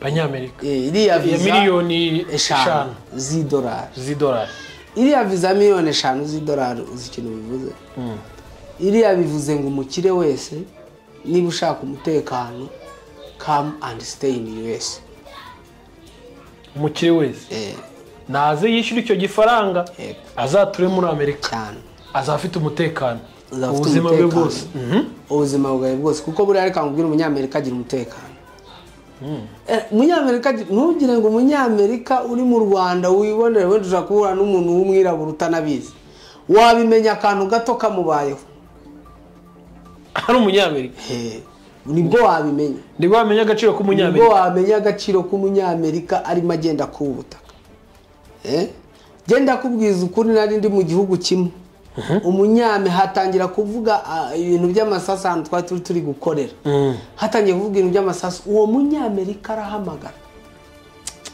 nagiye gukorera ahangaha ariko nagize ikibazo hari kuvugira amasasu ntabwo twamenye aho amasasu aciye uravugisha ukuri yego tubona imodoka ya ambasade ije kudufata mwayo masasu atakivuga yongeye kuvuga tuhavuga umunyamerika agira wowe reka nkubwire ubu ngubu noneho ibyo byabaga bitaragera muri iyo politike bita America First.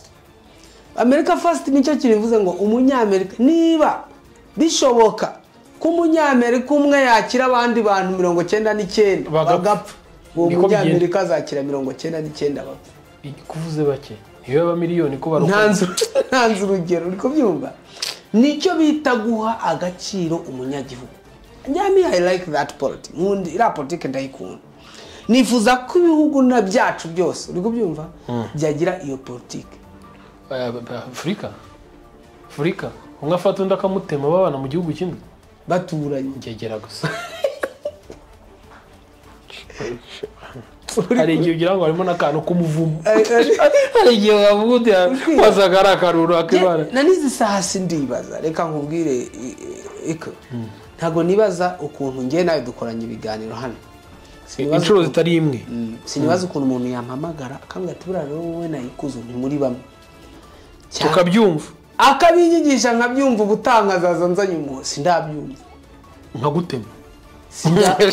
Ari umuntu wabinyigishije kunyuze ngo avuye hanze ni ikibazo cy'ubwenge buke ikibazo cy'ubwonko buke burimo amazi uzano bituruka ibyo bintu byaturutse ku cyo bita education ya education mpora mvugaho umuntu yubatse ishuri ati ngiye kubaho uburezi wabyumvishe agibaze kubaka ishuri atoyati arabanza abashyira ku murongo ati ngiye kubahiranga muntu agafata amazuru agashyira ku irate wabyumvishe ati wowe ubwo ufite ureshya gutyo ukawupa imiti ubaye umututsi undi agashyira hano ati wabyumvishe arangije babana bashyira mu ishuri ati mwe nimwicara abandi ntibicara wabyumvishe akubita abana uburozi from the beginning ya education mbi cyane kubyumva ya education igenda ikura ku 5 n'ike na urumva buriya reka nkubwire ejo numvishije minister bivuga nta gihugu cyagize ibyago nkatwe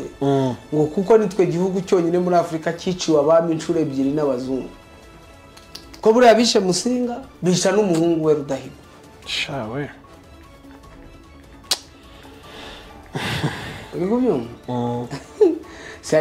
ubwo rero icyo nashaka kuvuga kuri iyi politike ya America First navuga ngo Ubushinwa Amerika ifite ukuntu imeze mu mpapuro z'ubutasi barabizi ko Ubushinwa bwaciye kuri Amerika mu mpapuro bafite mu makuru y'ubutasi ariko kuko aribo bakontorora media baracyatwumvisha ko Ubushinwa aribwo bwa kabiri aribo bari imbere aribo bari imbere ariko butumereye nabi bushobora kuducaho ariko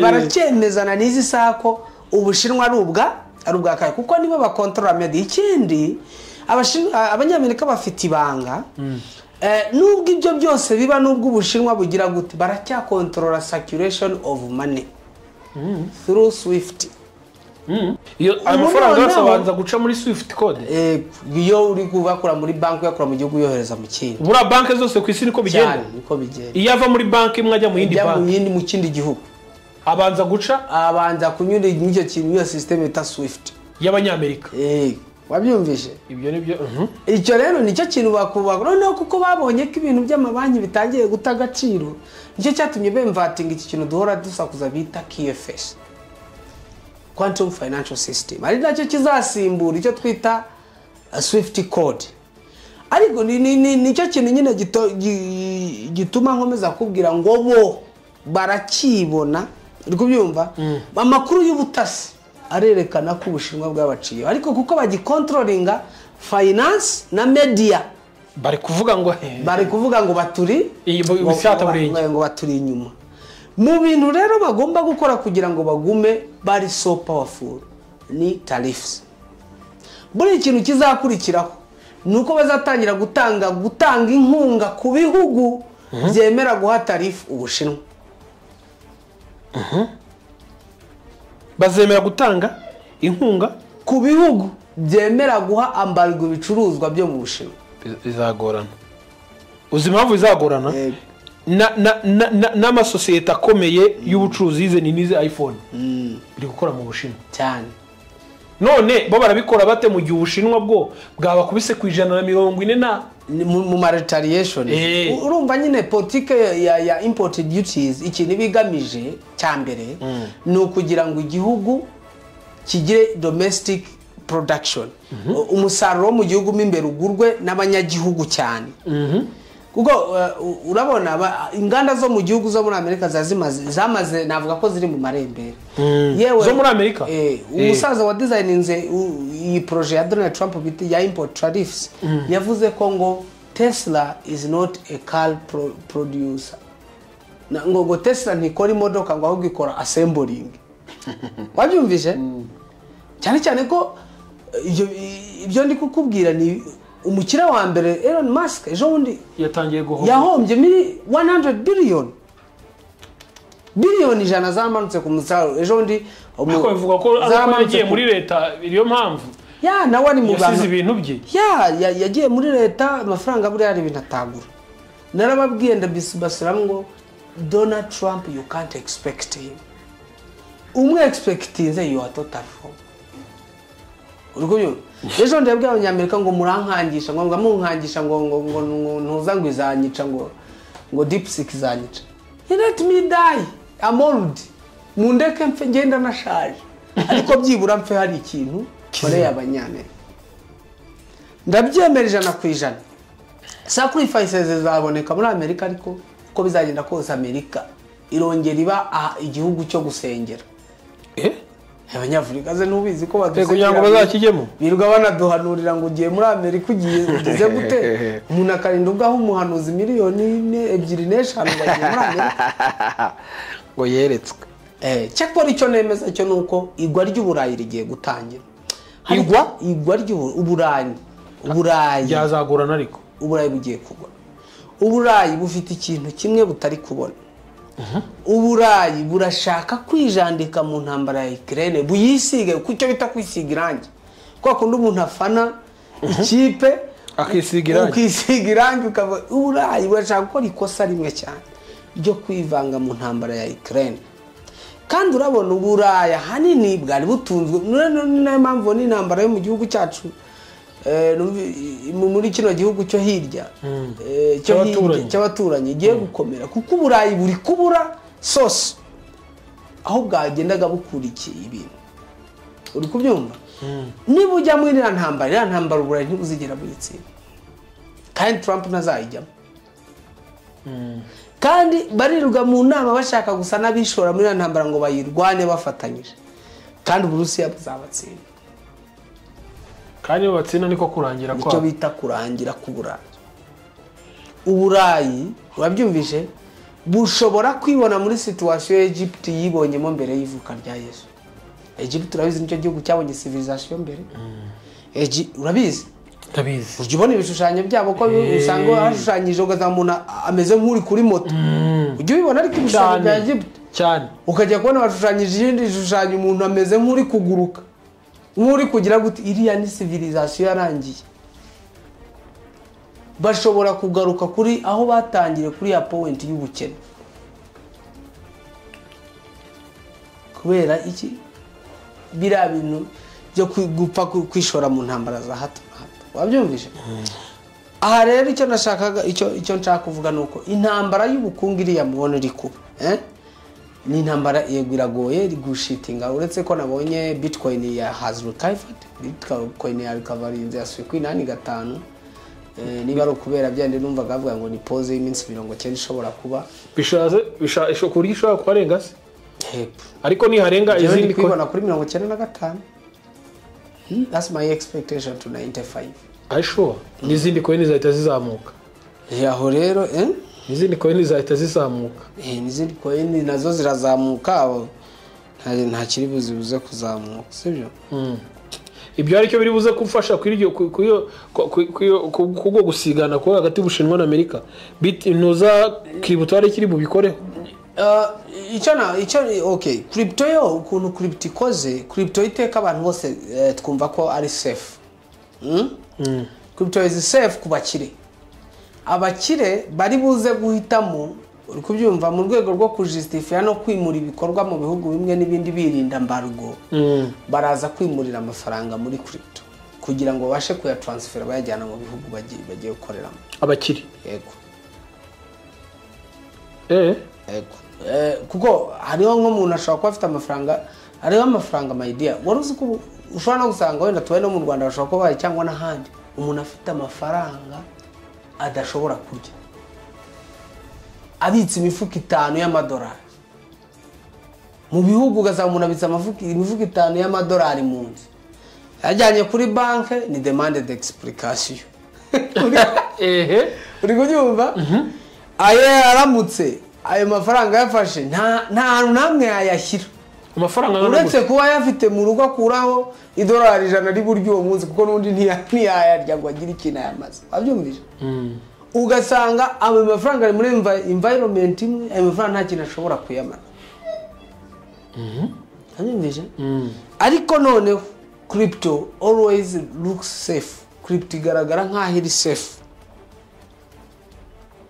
kubera yuko amafaranga ashobora kuyafata uwo muntu akayashyiramo akazaya transfer akajya mu kindi gihugu agakoreramo sibyo so rero nacyo navuga cyo nuko intambara y'ubukungu nubwo nabonye crypto iri kuri covering ariko imigabane isoko ry'imari imigabane mu Burayi no muri Amerika rimeze nabi iyo bita Nvidia yari kuri 170 ingahe biri kuri 130 na yavuye kuri 400 yego Tesla iri kuri 200 reka ndebe kuri Yahoo Finance tuvugana kugira ngo mbikubwire Tesla yari guhomba nk'amazi ari kumeneka ariko sinzi impamvu uretse ko ibi ngira ngo nuza wari buve muri White House nuza we Elon Musk waritegura kuva muri White House agasohoka akajya gukurikirana nuza icyo navuga cyo nuko nawe ari mu bantu bari guquestioninga price ya tariff ari kuyiquestioninga kubera yuko impamvu ayiquestioninga urayizi se is a car assembler nibyo wa design uwo mugambi ibyo avuze nibyo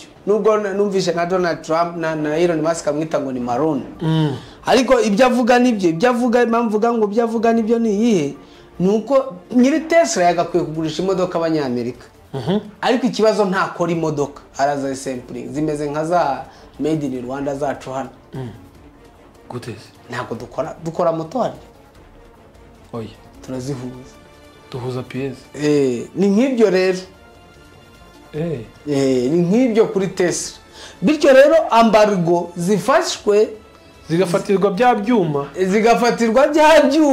biteranwa biravuze ngo Tesla biraza kwizamura n'ubundi igiciro imbere mu gihugu kugira ngo ubyumve niba bavuze ngo Ubushinwa babuciye 104 ku ijana ikintu nikivayo kigura amadolari 1000 ubwo byumva kizaba kigura 2040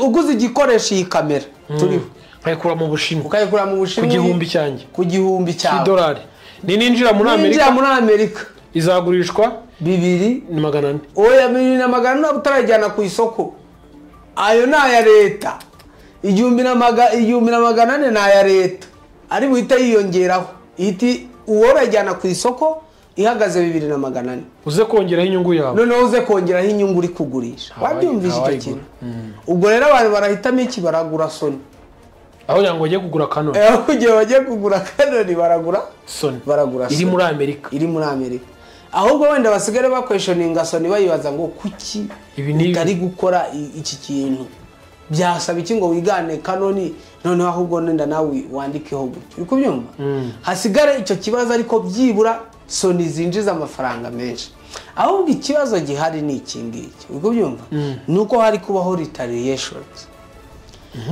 abo bantu bazagurisha n'abanyamerika gusa se nibamara kugurisha n'abanyamerika gusa niba bisohora nabo bazabona ambargo bisohotse mu gihugu cyane cyane ko ejo nabonye Ubushinwa nibwo bwa mbere nabona Ubushinwa bukangurira Uburayi kwifatanya kugira ngo buhereze nibwo bwa mbere nabonye Ubushinwa Minisitiri w'Ububanyi n'Amahanga asaba Uburayi ko bakwifatanya kugira ngo bakupite ambargo icyaye Amerika ariko ntibyapfa koroha ntabwo byapfa koroha ko abazungu bagira ubuntu bwinshi butiriganya benshi noneho washyira Ababiligi n'Abafaransa barabeshya baraza bakakubeshya ko muri kumwe ariko bakubeshya ariko Umushinwa uko byagenda kose ngo agira gutya ariko kujomba inkota kandi kari kugura n'ubundi Umushinwa uko byagenda kose uri kubyumva buriya Abashinwa n'abantu bari organize amakuru yabo uyumvana Minisitiri wa Foreign Affairs haramakuru mbwije harandi makuru harandi makuru y'Ubushinwa urumva utayumvanye Minisitiri w'Ububanyi n'Amahanga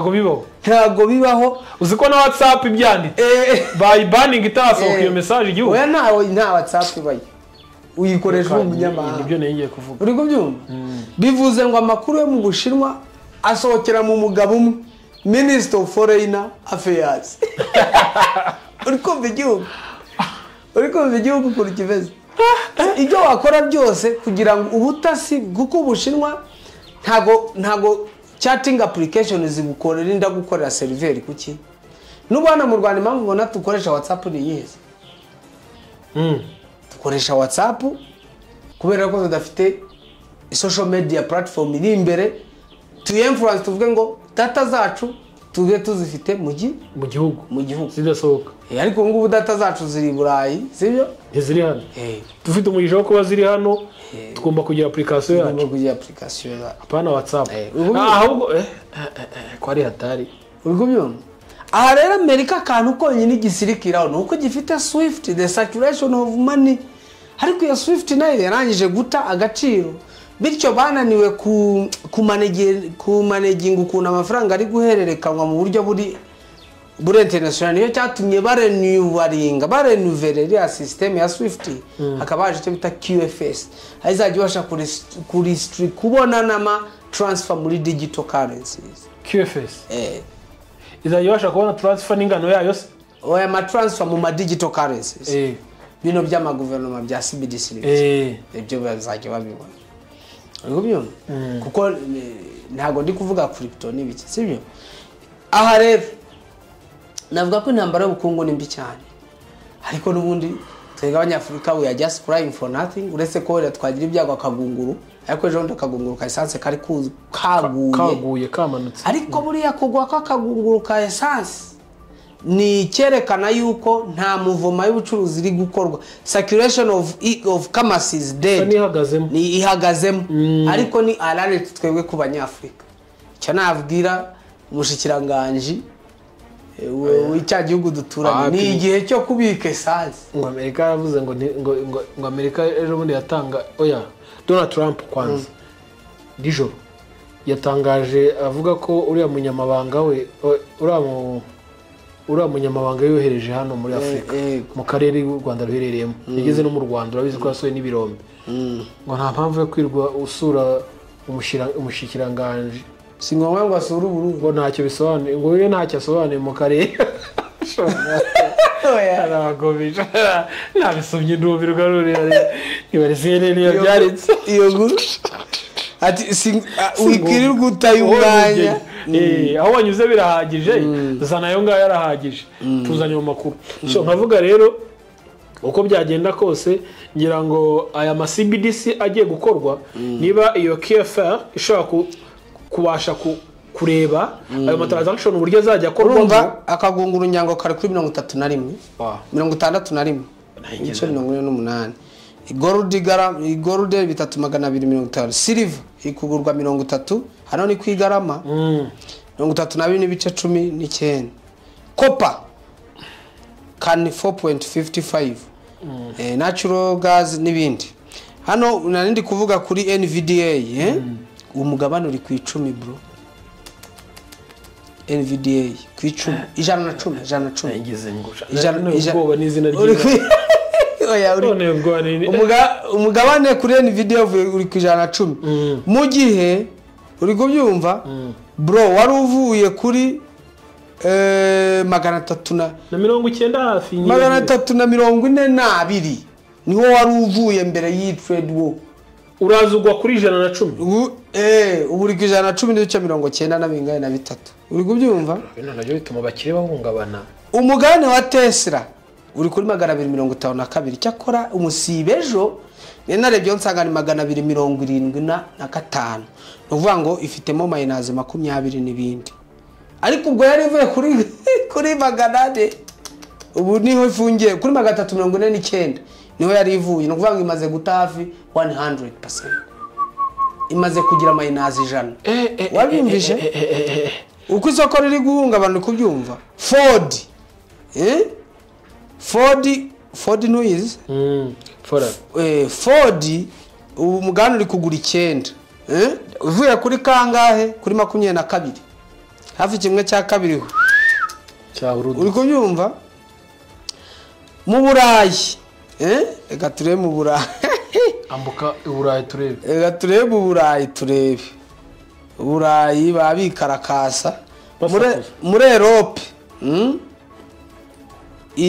iyero vice USDT riri ku $1.30 ndumva iyero riracyari domine riri ku rimwe $1 donc iyero kugira ngo ufite $1 ubone iyero rimwe n'ibice 13 uko biri iracyarigira sibyo ndi pound yego yego currencies bond zizo ndabona zo muri Amerika zikiri zigihagaze fresh bond zizo zimeze neza imigabane niyo mbona iri mu mazi abira hanyuma rero muri crypto ho Bitcoin ubu tuvugana iri ku 44,479 yadozemo ifite plus kuva ryari kuva Donald Trump yatorwa uvuga umuntu wayiguze mbere yuko Donald Trump atorwa afite inyungu ingana na plus 922 hafi inyungu y'igihumbi kwijana uvuga ngo ikiragiye yari kiri kuri 58,62 Donald Trump aratora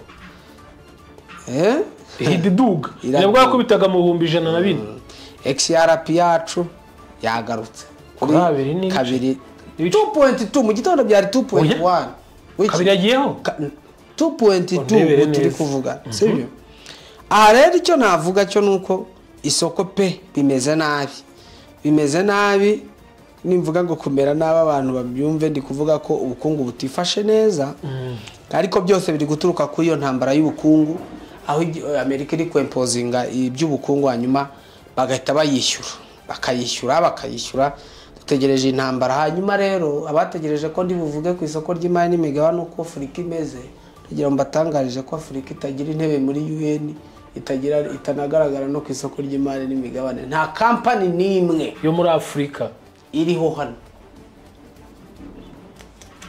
n'abandi basomaga cyabe na Bralirwa iriho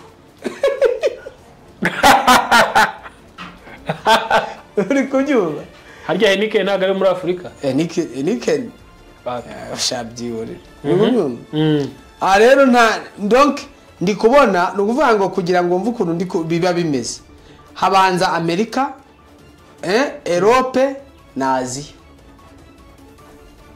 uko byumva Amerika Europe Asia donc twebwe rwose senarebe yihemwo kabya so rero navuga ko by'umwihariko navuga ko ubukungu butifashe neza ariko noneho abashoboye kugura imigabane bashobora kugura imigabane nk'iyi ya Ford ibayegura ariko icyo kwibutsa cyo nuko iyo yamanutse nabo baba bahombye yego icyo kintu ugomba kubikimenya ku migabane uko imanutse kabisa ariko nk'ubu iyi rwaserera nimara gushira ndatekereza yuko imigabane muri Amerika izazamuka nka Tesla izazamuka kuko noneho igiye gukora kandi noneho leta yishakiye isoko yego leta yishakiye isoko kandi nyirayo none ntazagira impungenge zo guhangana kubera ko azaba yavuye muri government. urabona nka Ford iri ku 9, Facebook iri kuri kangahera. Facebook ako bura Facebook umuntu yaguramo ibiganira. Oya Facebook bawiretse umuntu ugura Facebook naba yiretse kubera ko ndagira nkubwire hari izindi nyinshi ziri kuza zigiye no kugaragara muri Amerika. Aha ndaho urugero y'ingi icuruza abagore. Oya hari izicuruza abagore, hari za Tinda, hari izindi nazo zigomba ngo gutangira kujyamo ewana zigatangira kubitamo imigabane. So bivuze rero ngo abantu bazi ubwenge nizo bazagura kubera ko nizo zonyine zizage zinjiza amafaranga menshi. Ku bantu bafite ikibazo cy'ihahamuka mu bwonko igendanye n'izi robo nazo zakozwe, abandi bafite intege nke mu by'imibanire ku buryo batashaka abagore bazagura amarobo izo mbuga nkoranyambaga. Ibikindi wenda ikintu ushaka kuguramo imigabane ni za SpaceX. SpaceX wagura kubera ko ifite akazoza kanini cyane wayireba. Ngira ngo mwitegure Pi nayo iraza gushira hino. Pi sofa Pi yatangije icyo bita reka dutanga update kuri Pi. Pi yatangije icyo bita Pi ad network. Pi ads gute unagwaga kwe oya ngende kubariza umuntu ariko nizeye ko ari undi muntu ugira adi genda ugakora ndi kuzishyira bo mugaje ads hano turagiye dusobanura uko Google ads zikora. Google ads ukikora urabizi niba ufite YouTube channel cyangwa ufite website. Iyo website Google yinserting ama ads kwa yamamariza ama publicity n'izo website n'ibindi. Noneho ukaba warafunguye icyo bita Google AdSense. Noneho Google upitewe n'abantu yamamarijemo bigaturukana none kuri community ufite ireba iyo website cyangwa ijya muri application cyangwa se ireba YouTube channel yawe ikaba yageneratinga payment muri Google Ads. Uri kubyumva? Ndi kubyumva. Uri kubyumva ntago nshaka kuhita ubyumva kuko usanzwe ubizi. Ndagira umuntu abyumva. Ndagira ngo umuntu dukurikiye abyumva. No kuvuga ngo ni ibintu bibiri. Hari igihe uba uri gusoma amakuru ku kinyamakuru runaka ukabona hajemo publicity.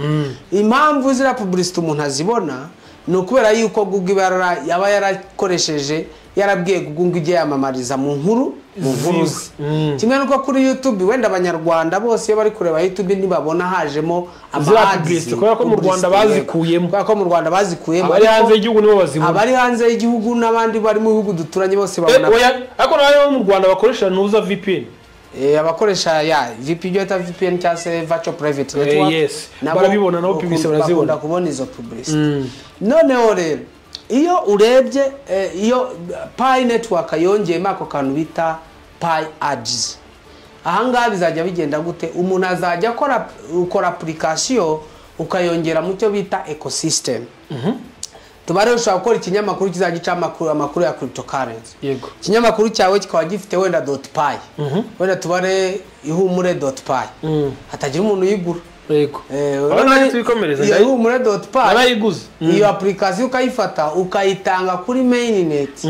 Ukayitanga kuri team ikayongera handi muri za bintu bita ngo ni Pi dApps. Yego. Ikazongera mu application ya Pi. None abantu bose bazajya basura iyo website. Hazajya hahembwa nkuko n'ubundi YouTube channel zihemberwa kuri Google Ads. Abantu nyiri application azajya hembwa bitewe n'abantu basuye application bayikoresheje.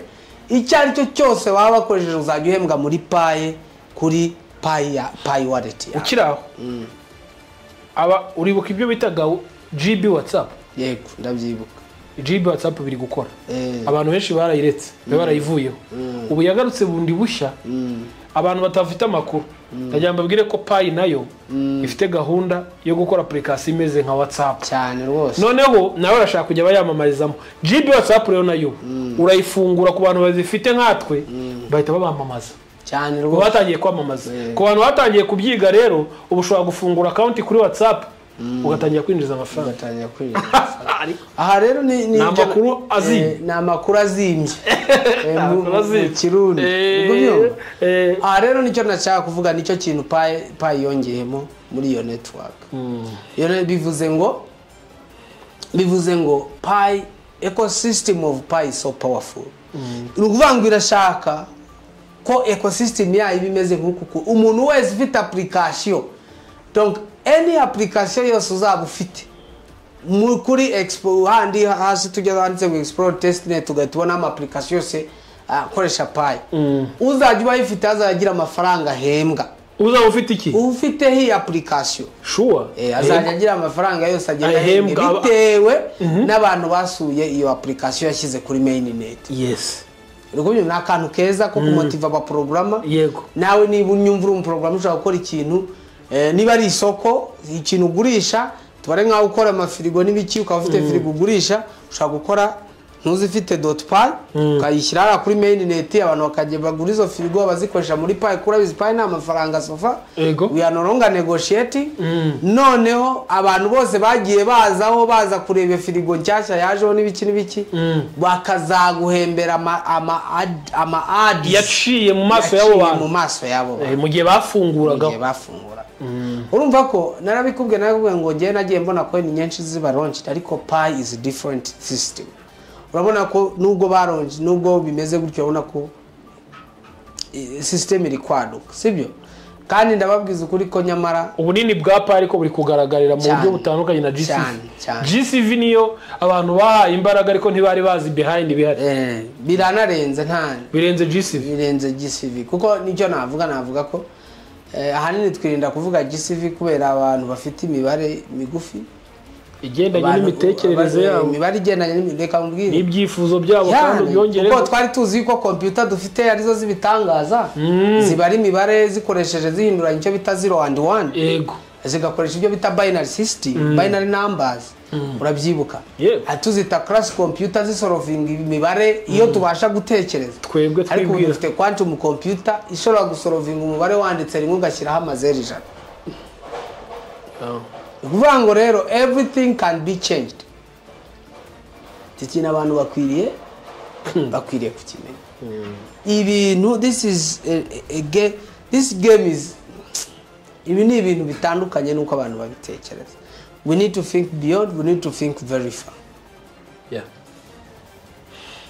ngira ngo update kuri Pi yari sawa yego nicyo navuga rero nuko Pi yatangije ako kantu kandi nanjye nkabana numva ngiye kwicara hasi nkore akantu abantu bajya basura wenda nanjye nkareba ko nabona aho twa Pi 50 kwezi ngira ngo nanjye ihumure dotirwa ndayishyira hanze ushobora no gukora podcast yo gukurikira ibiganiro by'ihumure no n'abantu bakajya babikurikira banyuze muri Pi browser umuntu akajya muri Pi browser agafungura ihumure podcast y'ihumure no nagakurikirana ibiganiro by'ihumure yego anyuze muri kuri podcast ya ihumure TV noneho ubwo uko twatunuza twari tugatambukamo wenda ubwo nk'abantu batwumva noneho nitumara kubikora tuzababwira kuburyo noneho uzajya uca muri Pi browser ugaja muri explore ecosystem ukajya kuri Ihumure TV ugakurikirana ibiganiro byose by'Ihumure TV wabyumvije ibiganiro byose by'Ihumure TV ukabikurikirana unyuze muri Pi ku buryo nyine Ihumure ritari hembwa muri Pi reka ngushimire Dr. Musao